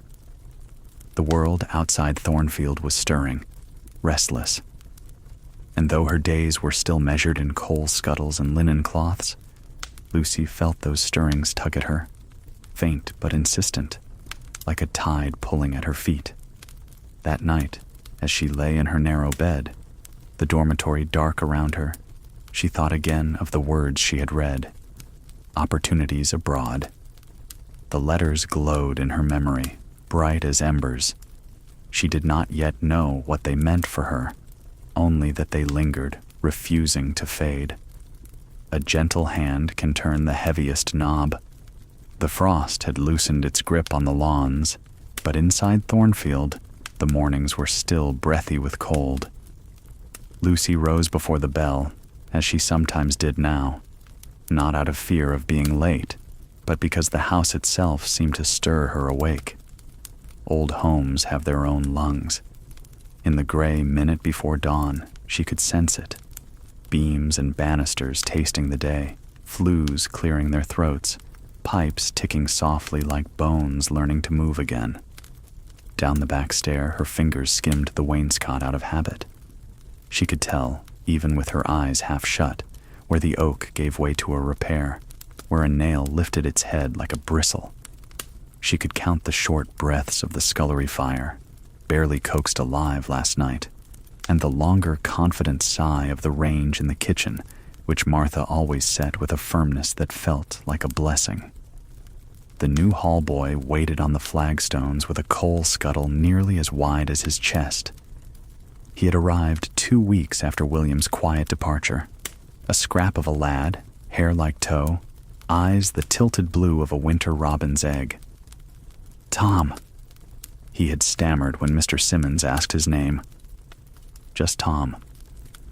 His bundles were thin, his cheeks raw where the wind had had him for a meal, and his boots belonged to a man 2 sizes larger. He walked in them the way a boat walks a wave. "Come then," Lucy said softly, holding the scullery door with her hip so he could pass. The iron lip of the scuttle bit at his wrist. She could see the reddened groove it was beginning to make there, a necklace of work. He nodded, grateful but unsmiling. He was learning the first rule quickly, that smiles cost energy. The morning's music assembled itself, poker to grate, shovel to ash, the shy nibble of kindling accepting fire, Betsy's knife measuring out potatoes by the inch of her thumb, Martha's low hymn, a tune from the docks, hardly more than breath. Into it slid Mr. Parker's new sound, the motor car in the yard, coughing itself awake, a modern animal that insisted on being heard. Lucy slipped between these notes as she always did, guiding them but not leading, adding a harmony where there was room. Tom watched and tried to match her timing, making his turns when she made hers. When he faltered, she pressed simple words into his shoulder like pins. Now. There. Good. She remembered the first week when such words had felt like gold to her. The first of her small kindnesses that day came by instinct. Tom's sleeve had ridden up under the weight of the scuttle, exposing that narrow child's wrist. The iron was unforgiving. The house was full of corners that took rather than gave. Lucy ducked into the linen closet, took a strip from a torn dish towel, and wrapped his wrist quickly. Not a bandage. Mrs. Wilson would not approve of a bandage on display, but a neat cuff, tied flat and tight and tucked under itself the way Martha tied bed cords so they would not squeak. It will keep the iron honest, she murmured. Tom nodded again, eyes on the coal. In a house where the line between pity and punishment is thin as a knife, a girl learns to do her mending in motion. By breakfast time, the kitchen breathed freely. The kettles murmured with that plump, contented sound reserved for water that knows its purpose. Betsy slid a pan of scones toward the warm side of the range. Mr. Simmons came and went like a shadow, the silver polished enough to hold candle flames and faces without letting either one break. Take the boots today, Martha told Lucy. The boy is too new to face the blacking. We will have the lady's maid at our throats if the polish climbs where it shouldn't. Boots were an old enemy Lucy now knew well. She settled on a stool with her brushes, setting a rhythm. Short back strokes to lay the polish, small circles to persuade it into the pores, long strokes to coax up the shine. 17 pairs, then 18 when a visiting cousin's shoes arrived at the last minute like late thunder. Tom watched, then brought a pair and sat on the stone beside her, unasked. He worked clumsily at first. The wax slid where it should have held. The leather drank in the wrong places. Lucy did not take the brush from him. She did not tell him he was spoiling it. Watch the toe, she said. It keeps a memory. You must polish in the shape of what it has done. He stared at the shoe, as if it might speak to him. Children know how to listen to objects better than grown men do. The second boot shone better than the first. Kindness does not arrive to a trumpet. It arrives as a napkin tucked before one drips, as a hand placed under a tray before a cup forgets itself, as a boiled egg slid into a pocket when the housekeeper's back is turned. It wears plain clothes. It hears everything and says almost nothing. There was, that mid-morning, a moment when kindness had to pretend to be efficiency. Tom was sent to clear the ash pans upstairs, a terrible job for a boy with a cough hanging on as light and as stubborn as cobweb. Lucy saw him lift the first pan on the landing and sway. It was not only the weight. Ash rises when it is disturbed. It mingles with breath and becomes a grief inside the chest. She stepped forward without thinking, slipped the leather hearth, cloth over his shoulder like a cape, and showed him how to hold the pan low at thigh height, how to turn his head when the air bloomed gray, how to set the lid before the ash had time to know it was being moved. He learned as he had learned the boots, watching the hands rather than the words. Will they send me away if I'm bad at it? He asked, not looking up. Children ask their important questions with their eyes lowered, as if there is less for an answer to hit if it comes back hard. Lucy remembered William, who had been sent, and the lift of absence the stairs had made in her stomach. They'll keep you if you improve, she said. It was the kindest true sentence she possessed. The day climbed its own stairs. At noon there was a clatter. Dinner for the servants, thick stew and potatoes, and that honest bread that breaks like a good idea. The bench at the far end of the table was crowded. The end where Lucy and Tom belonged had a way of making itself too short. Even so, they fit, angle to angle, the way spoons learn to live together in their drawer. Conversation moved down the table in slow spoonfuls. Ellen's brother in Manchester had written again. Thomas had seen a new vacuum in a catalog that needed 2 people to make it roar. Betsy's cousin's sister had become engaged to a man with a hat shop. News for those below stairs is often about other people's rooms. Tom ate quickly, too quickly, because the new think speed is safety. He stood before he was full, some old habit telling him that leaving a little made good luck. Lucy slid half the heel of her bread onto his plate without looking at him. If he looked at her, she could not have borne the gratitude. Let bread be bread, let kindness be chrysalis. After dinner came the small crisis, a soft one, the kind that does not shatter china or ring bells, but can make a morning sour if left unattended. The copper in the scullery, that large-bellied vessel that warms water for bedrooms, had thrown up a skin of efflorescence, a phrase Lucy loved, as if the water had thought to bloom. The skin, left alone, drifts into teacups and spoils the day. Lucy took it off with the gentlest of movements, showing Tom how to lift the edge with a spoon and coax it onto a saucer without tearing it. "There," she said, "like a letter you do not wish to crease." He smiled for the first time, a quick small quirk as if a fish had shown itself in a deep pool. By mid-afternoon, Catherine sent for flowers. The conservatory had gone urgent with the season, tulips boasting in their painted cloaks, narcissus bending to admire themselves, the first freesias shyly undressing.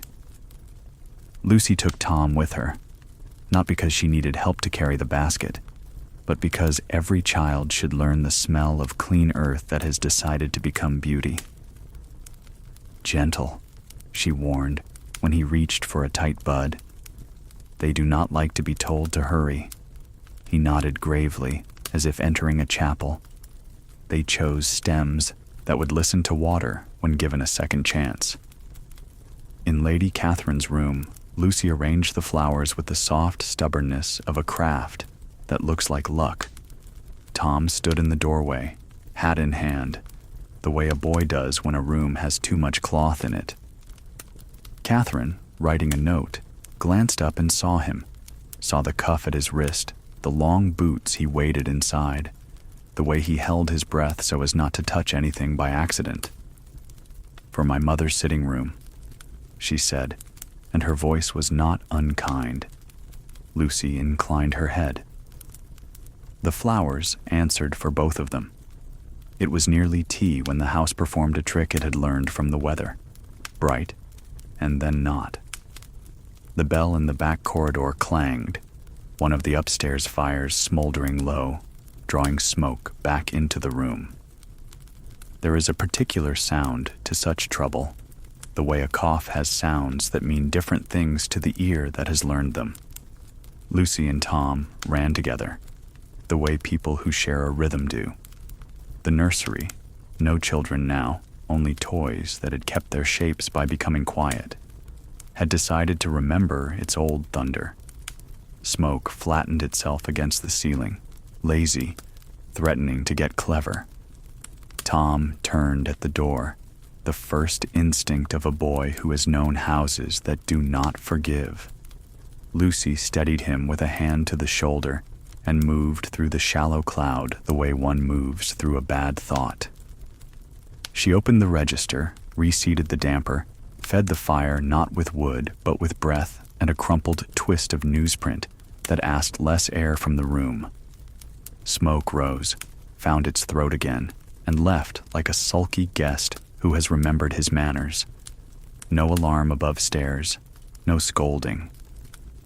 In the servants' hall later, a small nod from Martha that meant more than clapping. "You have the hand for it," she said. It was meant for Lucy, but she let the part of it that could be shared fall between herself and Tom, like a shawl they might both take an edge of. Twilight has a way of arriving early in houses that work as hard as Thornfield. It was barely past 4, and already the windows in the back passage wore their amethyst. The day went about stitching itself shut. Lucy stacked the last of the polished spoons, bent past a stitch in her lower back, and felt the long draw of fatigue appear, a tide she now knew not to fight. Tom, flagging, almost dropped the empty coal hod at the last turn of the stair. She took the front, he the back, and together they made it an object that 2 people could carry with grace. At the servants' tea, the talk loosened a button. Thomas told a story badly on purpose to make it better. Betsy laughed without covering her mouth, that frank sound that lifts a bench. Mr. Simmons permitted himself a dried cherry and hid the way he liked it by looking stern at a lamp that did not deserve it. Lucy cut an extra slice of plain cake, exactly as if she were cutting one for herself, and walked past Tom's place with her hand low. He took it into his sleeve without looking down. In a book, it would be called a conspiracy. In a house, it is called getting on. Only in the last hour did the true door open. The one kindness had been nosing at all day without quite finding the latch. Lucy finished in Catherine's sitting room after the tray had been taken and the fire had been made to behave like a gentleman. On the small table by the window lay a square envelope initialed only with a crisp C. She recognized the paper's weight, the kind that carries news farther than a mile. She turned away because a servant's eye must be taught to go quiet. Catherine herself entered a minute later, color in her cheeks that had not old business to it. "Lucy," she said, a word that had become like a rung on a ladder, something to hold while the foot found its next place. "Do you have a moment?" A servant never has a moment. She has a moment's work, and the work inside it. But kindness has its own time. "Yes, my lady." Catherine stood by the mantel, hands together, as if she had caught herself praying and decided it was simply posture. "I have had a letter." "An offer," she said, as if the second word were an animal she did not dare pet yet. "It is a chance for a different life." She smiled then, not the social smile used for acquaintances, but the one she had used once on a sick robin in spring. "In New York, Edward, Mr. Blackwood, has taken a post. He has asked me to come." If a bell had rung then, Lucy might have thought it part of the letter. All the small news of the day, stew, coal, ash, boots, fell back like water before a ship. She found her balance by looking at the tulips. "I'm happy for you, my lady," she said. The words were true and too small. Catherine watched her face. "I will not ask you for advice," she said softly. "That would be a cruelty. But I will ask you for honesty. If you could choose, would you go?" A silence, not the kind that hurts, but the kind that makes a clean room around a question. Lucy thought of corridors that had learned her step, of bells timed to swallow hours whole, of a boy walking inside shoes that did not yet know him. She thought of books hidden under straw, of the word abroad standing in a narrow newspaper column with its shoulders folded so as not to take up too much space. She thought of her mother's hands, neat with thread, and she thought of kindness, which had been opening small doors all year, until perhaps a larger one might be found ajar. "I would go," she said not loudly, "if the going were mine to do." Catherine closed her eyes for the space of a heartbeat. When she opened them, there was sea salt in them that had not been there an hour before. Thank you, she whispered. And if there were, someday, if there were room for a girl who reads to children, do you think she would go? The door opened further, and not only for one of them.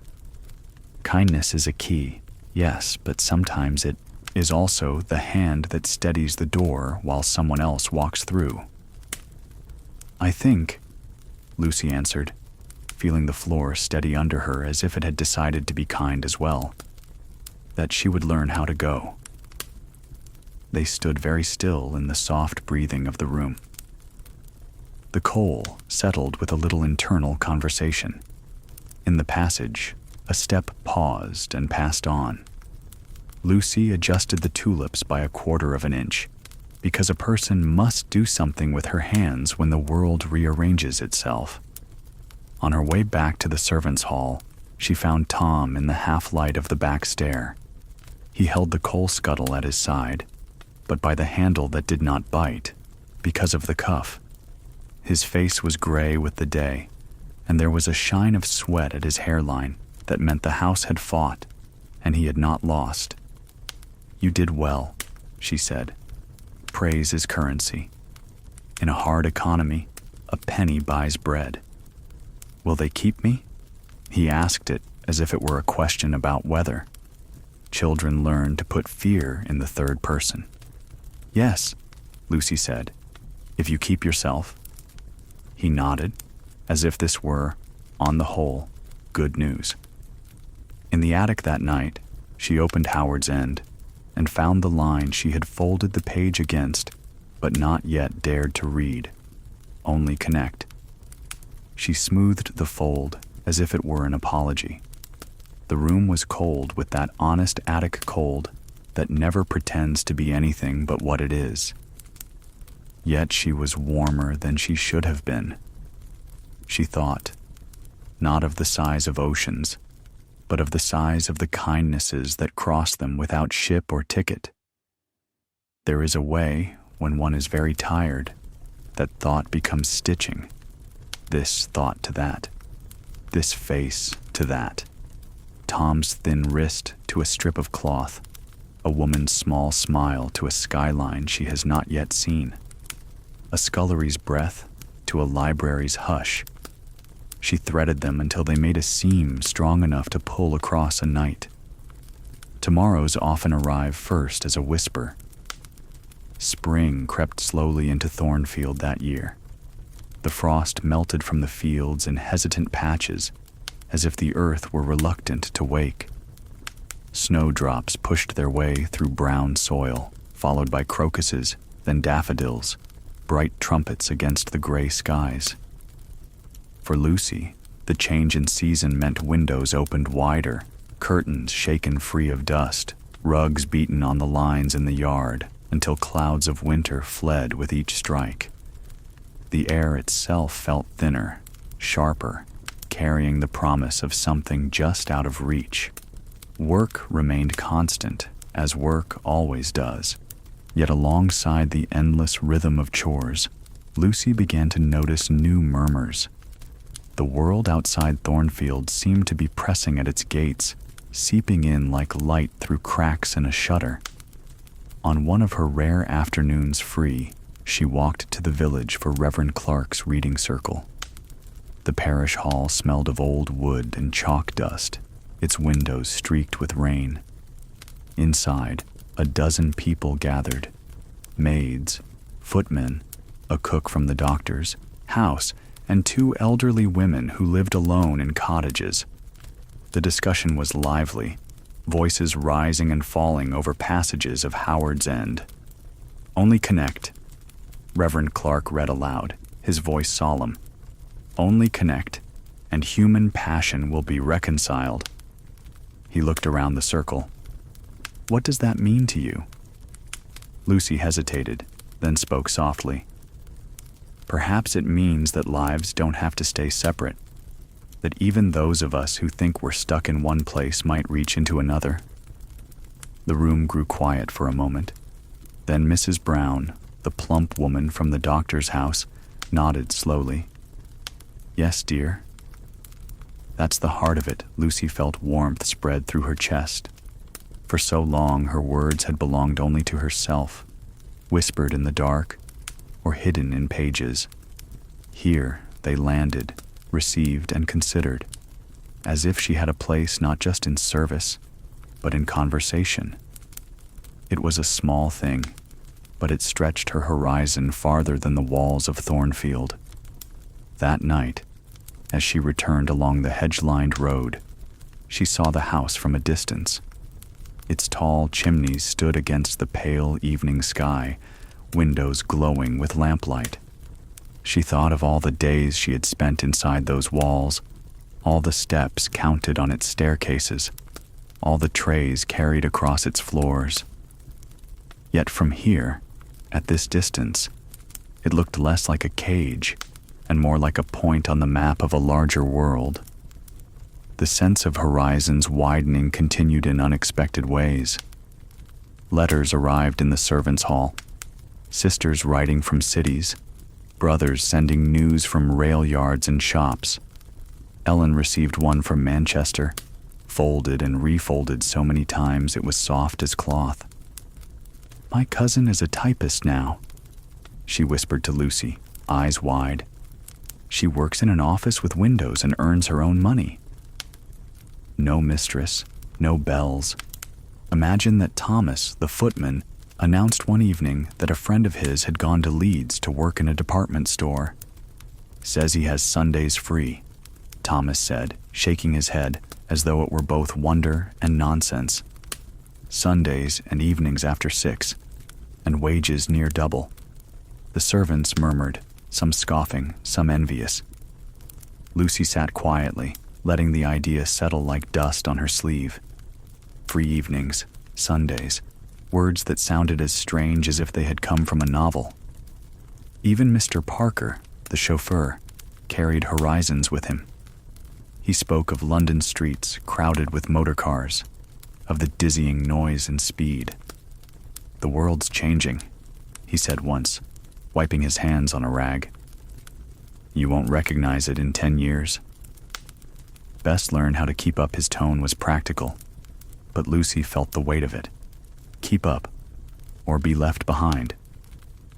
One evening, while arranging Catherine's gowns in the wardrobe, Lucy found herself bold enough to ask, "My lady, do you ever wish to see more of the world?" Catherine paused, her hand resting on a length of silk. Her eyes softened. "Every day," she admitted. "But wishing and doing are different currencies, Lucy. Sometimes we spend one and never touch the other." Lucy thought about that long after Catherine left the room. Wishing was free, abundant, safe. Doing was costly, dangerous, uncertain. Yet in her chest, the whisper of doing had begun to grow louder. The whisper turned into a near voice in late spring, when a letter came for Lucy herself. The post had been brought to the kitchen, and Mrs. Wilson handed it out briskly. "For Lucy Bennett," she read, surprised. Lucy's hands trembled as she took the envelope. The handwriting was her mother's, careful but unsteady. "My dear girl," the letter began, "I hear you are moving up quickly at Thornfield. I am proud, though I worry. The city grows noisier each day. Work is hard to find for many. Factories close without warning. But there are chances too. A woman in our street has gone to America with her husband. She writes of wages enough for comfort, of freedom none of us know here. I cannot imagine it, but she says it is true." Lucy folded the letter slowly, her mind awash with images. America. The word itself was vast, like a horizon without end. She pictured the docks in London, ships towering above, ropes thick as her wrist. She imagined stepping aboard, leaving behind the narrow stairs of Thornfield for streets alive with possibilities. It was only a thought, a whisper, yet it lodged itself firmly, echoing in her mind as she polished candlesticks, folded linen, blacked grates. Even Tom, the hall boy, seemed to sense it. One evening, as they carried coal together, he asked quietly, "Will you stay here forever, Lucy?" She nearly laughed, but the sound caught in her throat. "I don't know," she said honestly. "Do any of us stay anywhere forever?" The boy frowned, as though this were too big a thought for his small frame, then nodded gravely. "I hope not." Lucy smiled faintly. "Me too." By midsummer, the whispers of tomorrow had grown louder. The servants' hall was half empty now. Staff had left for other work, and not all had been replaced. The rhythm of the house continued, but thinner, stretched. The silence in the dormitory at night felt heavier, punctuated only by the turning of pages as Lucy read by candlelight. One evening, she opened Howard's End again and found the words she had underlined in pencil. Only connect the prose and the passion, and both will be exalted. She traced the line with her finger, feeling its weight. To connect prose and passion, perhaps that was what horizons meant. Not just wishing, not just doing, but joining the two until they became something larger than either. She blew out the candle, lay back against the mattress, and closed her eyes. Outside, the summer night hummed with crickets. Beyond the walls, trains rattled down distant tracks, carrying strangers toward their own tomorrows. And inside, Lucy's heart whispered again, soft, steady, impossible to silence. Even walls seem to breathe when it is time to part. The decision, once made, seemed to alter the very air at Thornfield. Lucy carried her duties as always, dusting the polished wood, drawing curtains at dusk, filling the fire grate with coal, but everything felt touched by finality. It was as though the house itself knew she was leaving. Each corridor seemed longer, each stair creak sharper. The silver gleamed under her cloth with unusual brilliance, as if shining its own farewell. She polished more slowly, hands moving with care, aware that these would be the last times her fingers traced these familiar shapes. Martha noticed, of course. She always did. "You're lingering," she said one morning, passing by as Lucy stood too long over a candlestick. Her voice was neither harsh nor gentle, simply factual. "It's hard to let go." Lucy set the candlestick down carefully. "Yes," she admitted, "harder than I thought." That evening, she walked the great hall alone, the echo of her steps bouncing against the high ceiling. The portraits of stern ancestors gazed down as they always had, but instead of feeling judged, Lucy felt almost released.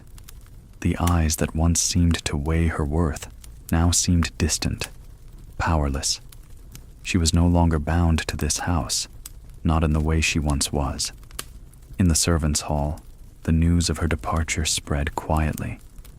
Betsy pressed an extra biscuit into her hand with a muttered, "For the journey." Ellen, who had always been shy, touched her arm and whispered, "Write if you can." Even Thomas, proud and brisk, offered a brief nod that carried more weight than any speech.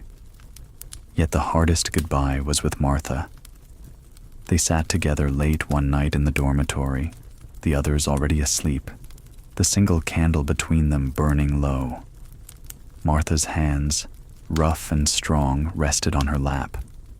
"You've done well here?" she said. "Better than most. But I worry for you, Lucy. The world is bigger than this house. Kinder, perhaps, but harsher too. Promise me you'll keep your head." "I promise," Lucy said. Her voice trembled, though she tried to keep it steady. "And thank you. For teaching me. For everything." Martha's eyes softened. "You were easy to teach. You listened a pause, then softer still. And you dreamed. Don't lose that." The morning of her last day dawned bright and cold. Frost clung to the grass, sparkling in the pale sun. Lucy rose before the bell, dressing quietly so as not to wake the others. She wanted time alone in the house before it filled with movement. She walked through the dining room, the long table bare, the silver stored away. She paused at the library door, where she had once overheard Lord and Lady Thornfield arguing about Catherine's future. Now the shelves smelled faintly of polish, the dust motes swirling in the light. She thought of Catherine's books, her gentle questions, her daring choices. Up the grand staircase she went, slow and steady, touching the banister polished smooth by years of hands. She paused at Catherine's room. The door was closed, the room empty now. But Lucy pressed her hand against the wood as if to draw strength from its memory. In the nursery, she stood for a moment, gazing at the faded wallpaper, scenes of ships and castles painted for children who had long since grown. The air smelled faintly of lavender and dust. She thought of William, the hall boy who had once collapsed from fever, of Annie, who had wept for her mother. Their stories lingered in these walls as much as hers did. Finally, she made her way to the attic, her first room at Thornfield. The straw mattress still sagged in the corner, though another girl slept there now. Lucy stood in the doorway, remembering the fear and loneliness of her first nights, the aching back, the raw hands, the endless stairs. How far she had come from that timid girl. Downstairs, Mrs. Wilson awaited with her usual composure, though her eyes betrayed a flicker of something softer.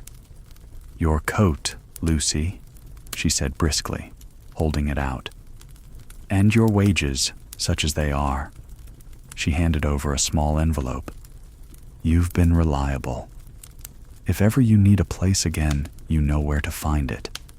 Lucy curtsied. "Thank you, Mrs. Wilson." Truly outside, the motor car waited, steam rising faintly from its bonnet. To Lucy's surprise, Lord Thornfield himself stood by the door. His face was pale in the morning light, his expression unreadable. "I'll see you to the station," he said simply. The journey was quiet. Fields rolled past, hedges bare from winter, the sky wide and pale. Lucy watched it all with the eyes of someone seeing it for the last time. Every turn of the road, every cluster of cottages seemed etched into her memory. At the station, Lord Thornfield helped carry her small suitcase. For a moment, he stood awkwardly, as though unsure what to say.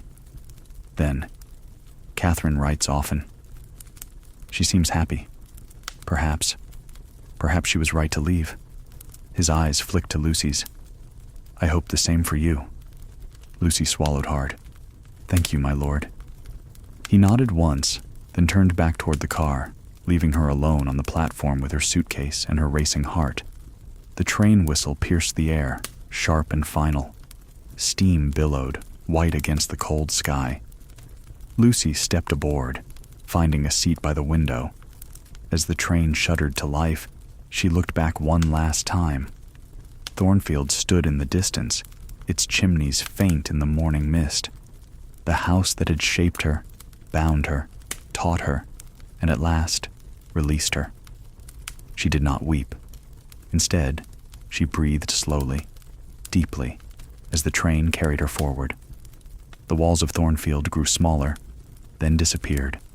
Ahead lay tracks stretching into the unknown, and beyond them, a ship waiting to cross the sea. Stars guide her steps into a future unwritten. The train bore her northward, mile after mile, until fields gave way to the sprawl of Liverpool. The great port city hummed with energy. Smoke rose in gray plumes from factories and ship funnels alike. Horses clattered on cobblestones, carriages jostled alongside the new motor cars, and everywhere the salty tang of the sea hung in the air. For Lucy, who had rarely traveled farther than the nearest market town before Thornfield. The city felt immense, almost overwhelming. Yet beneath her nerves, a steadiness held. She had made her choice. Every sound of the city, every cry of gulls, every whistle of departing ships, sounded like a promise of what lay ahead. She found lodging for the night in a modest boarding house near the docks. The room was narrow, with just enough space for a bed, a chair, and a washstand, but it was hers alone. No other girls breathing beside her, no straw mattress shared with drafts and shadows. She set her small suitcase down and, after a simple meal of bread and broth in the common kitchen, walked to the window. Beyond the rooftops, she could glimpse masts and funnels lined against the sky. Somewhere among them waited her ship. That night, she slept deeply, not because the bed was comfortable, it was lumpy in its own way, but because the burden of indecision had lifted. For the first time, she was moving forward entirely of her own will. Morning dawned clear and cold. Lucy dressed carefully in her best clothes, the same dark dress she had worn at Thornfield but now pressed and neat. Her scarf, the gift from her first Christmas in service, she wrapped tightly about her neck. She stepped out into the bustle of the city, suitcase in hand, and joined the tide of people heading for the docks. The harbor was alive with sound and movement. Porters shouted, trolleys rattled, children clung to mothers' skirts. The RMS Coronia loomed at the pier, vast and solid, its black hull rising like a wall. Smoke billowed from its funnels, carrying the scent of coal and salt water. For Lucy, the sight struck awe and a tremor of fear. She had never seen anything so immense, so clearly made to conquer distance. She queued with the other third-class passengers, the line long and winding, families huddled together with bundles tied in cloth. Young men carried tools, ready to offer their labor in a new world. Women clasped children's hands or pressed infants against their shoulders. Each face bore the same mixture Lucy felt within herself: trepidation and hope, fear and possibility.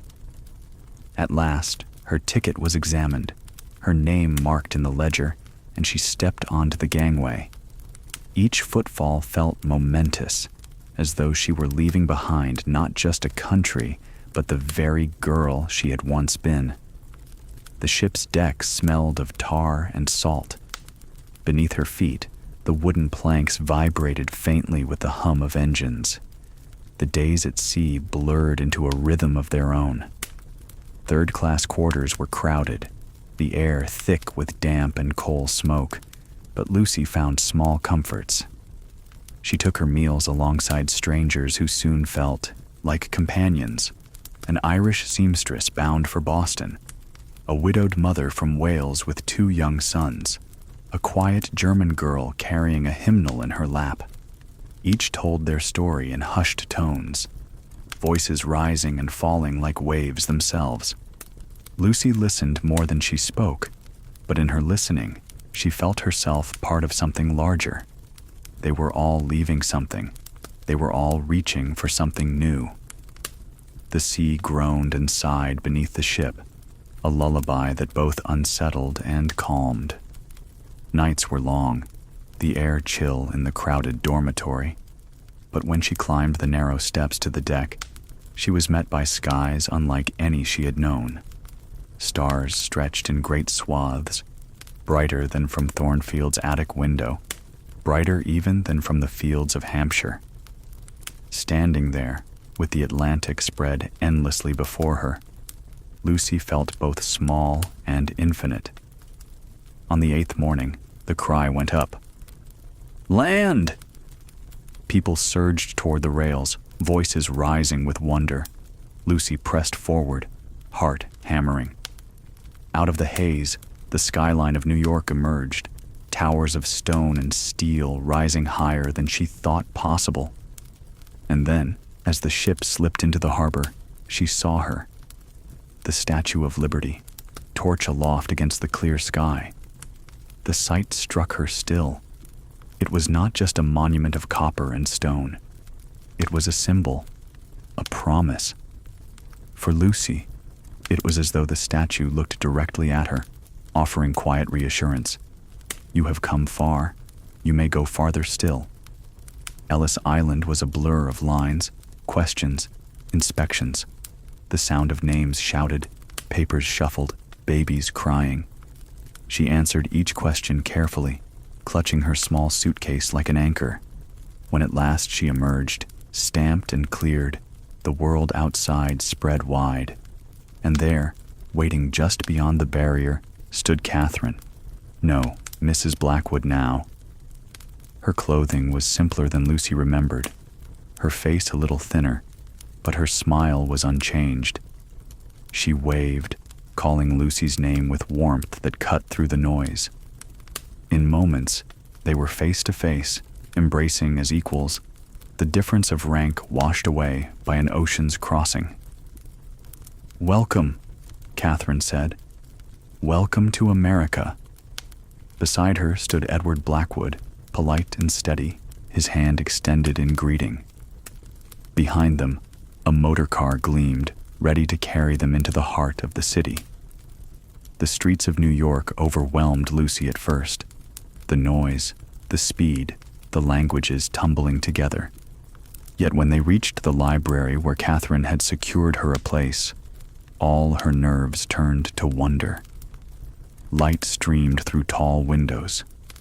Shelves stretched floor to ceiling, filled with books of every kind.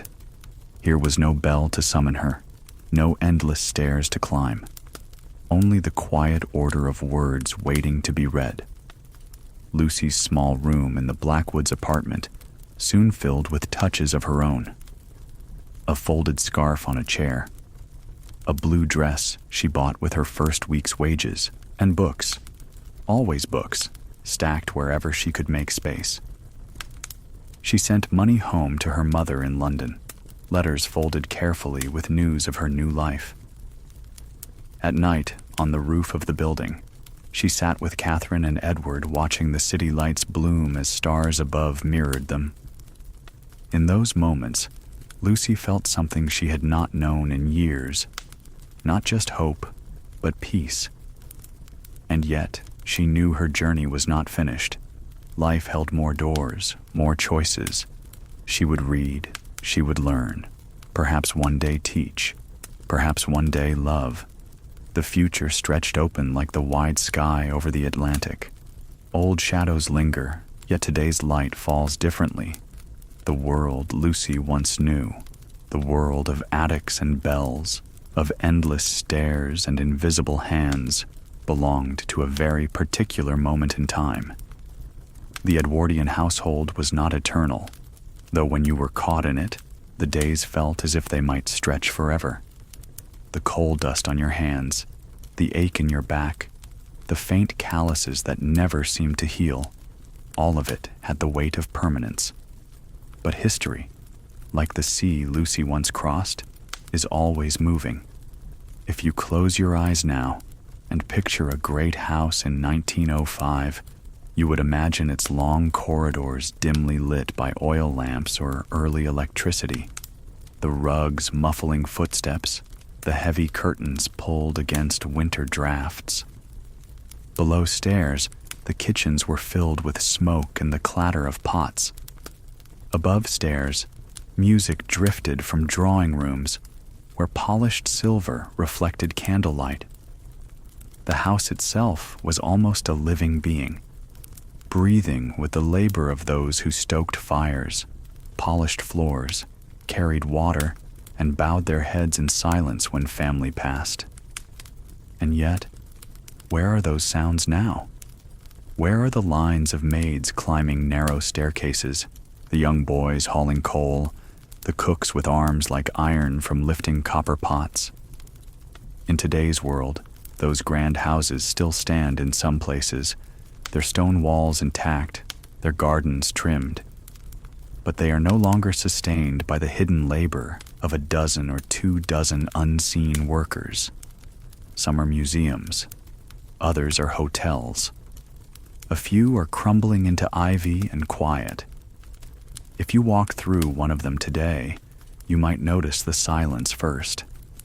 Not the bustle of servants, but the hum of a discreet heating system, the flick of an electric light, the faint whoosh of a dishwasher hidden behind a door. A modern caretaker may live in an outbuilding, checking thermostats instead of tending coal fires. The contrast is startling when you pause to think of it. Lucy's world was one where labor filled every moment. A maid could not simply finish for the day. There was always another task, another bell, another request.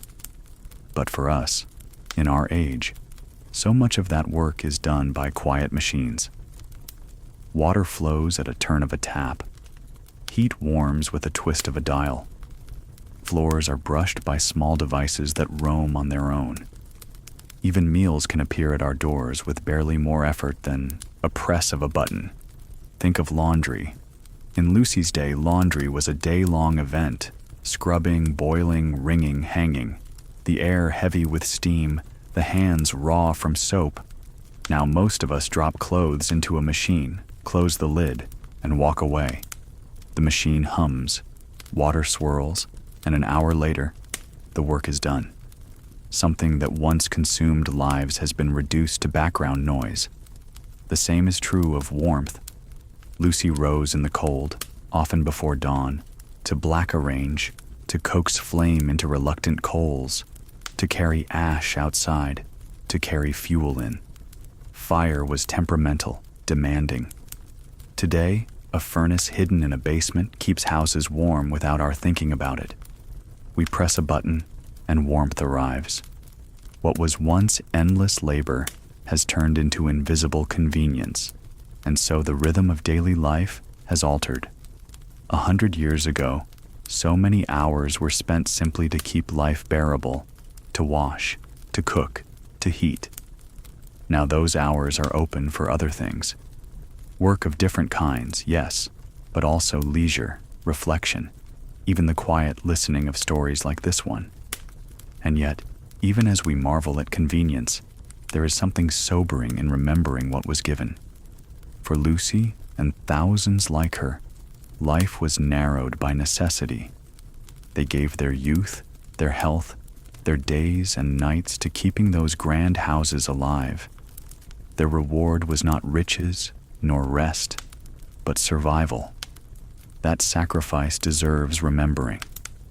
Perhaps, too, there is something to be said for the slowness they knew. For the way bread baked over hours, the way fire had to be coaxed to life, the way water heated only with patience. Those rhythms, though exhausting, also rooted people in time's passage. Our age moves quickly, often too quickly, each convenience freeing us, but also hurrying us. To walk back in imagination to Edwardian days is not to wish ourselves there, but to notice what has changed, what has eased, and what has been lost in the pace. What was once daily life is now memory and story. If you and I were to walk today into one of those Edwardian houses, it would not be through the servants' entrance. We would likely arrive as visitors, perhaps on a summer afternoon, strolling through gardens that are carefully tended for display. A guide might welcome us at the door, a small brochure in hand. We would step into the great hall, not as masters or maids, but as curious wanderers in time. In those rooms, velvet ropes often mark the boundaries. Do not touch, the signs say, and so we stand at a respectful distance, peering into dining rooms set with silver and china, into bedrooms with 4-poster beds and lace canopies. Sometimes there is faint music playing, or the sound of a recorded voice describing the family that once lived there. The servants' quarters, if preserved, feel humbler. Narrow beds, simple chairs, basins instead of sinks. And always, always, the steep stairs linking below stairs to above. It is striking, isn't it? How what was once the stage for ordinary life has become exhibit. A pair of worn boots polished by countless hands. A flat iron heavy enough to strain the wrist. A ledger where wages were written in tidy columns. These were not meant to be artifacts. They were tools, mundane and common. But time has lifted them into symbols. And then there are the stories told on screen. Perhaps you have seen Downton Abbey or Gosford Park, or read novels where servants glide silently in the background. These stories, popular though they are, often soften the truth. They add drama, romance, scandal, things that catch the eye. Yet beneath the polish, there is a real thread, the awareness that entire lives unfolded in the shadows of grandeur.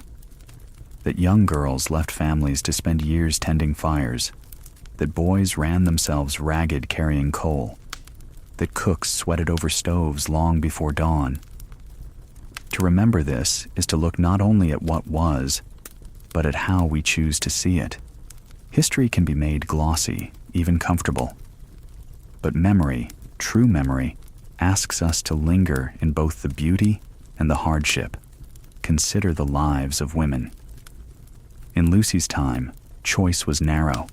To be born poor was to stand at the edge of a limited field, factory, service, or the perilous uncertainty of the street. Even daughters of wealth lived within walls, their futures traded in marriage contracts, their duties pressed upon them like fitted gowns. The difference was not whether they were bound, but by what? Iron chains of labor below, golden chains of expectation above. And yet, as we look at the arc of years, the story has shifted. Opportunities widened, slowly, unevenly, but steadily. Women entered classrooms, universities, professions. The vote, once denied, became law. Work that once consumed entire households is now shared with machines, leaving hours open for other dreams. Books, once hidden beneath mattresses in attic rooms, now rest in millions of hands freely.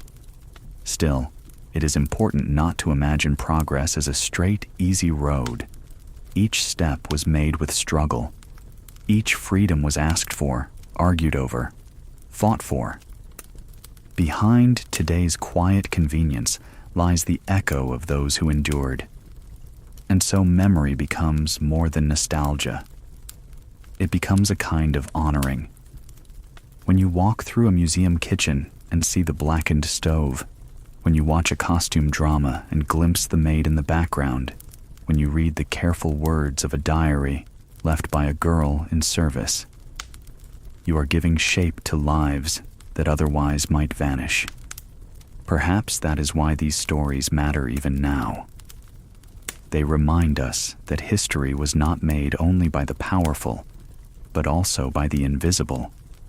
That the great houses were held aloft not only by wealth, but by the labor of those who never dined at their tables. And in remembering, we keep them company, so they are not entirely lost to time. Close your eyes for a moment and imagine Lucy again, not as she was in the attic, but as she might be, standing in a library in New York, sunlight on, her face, a book in her hands, the journey from coal dust to paper, from silence to story, from service to self. That is what remembering can do. It bridges then and now, shadow and light. And so, as night gathers around you, let these memories settle gently. The world of Edwardian service has passed, yet its traces linger in rooms preserved, in stories retold, in lessons quietly carried forward. May you rest easy, knowing that to remember is itself an act of care, and that in your listening, the past is given life again.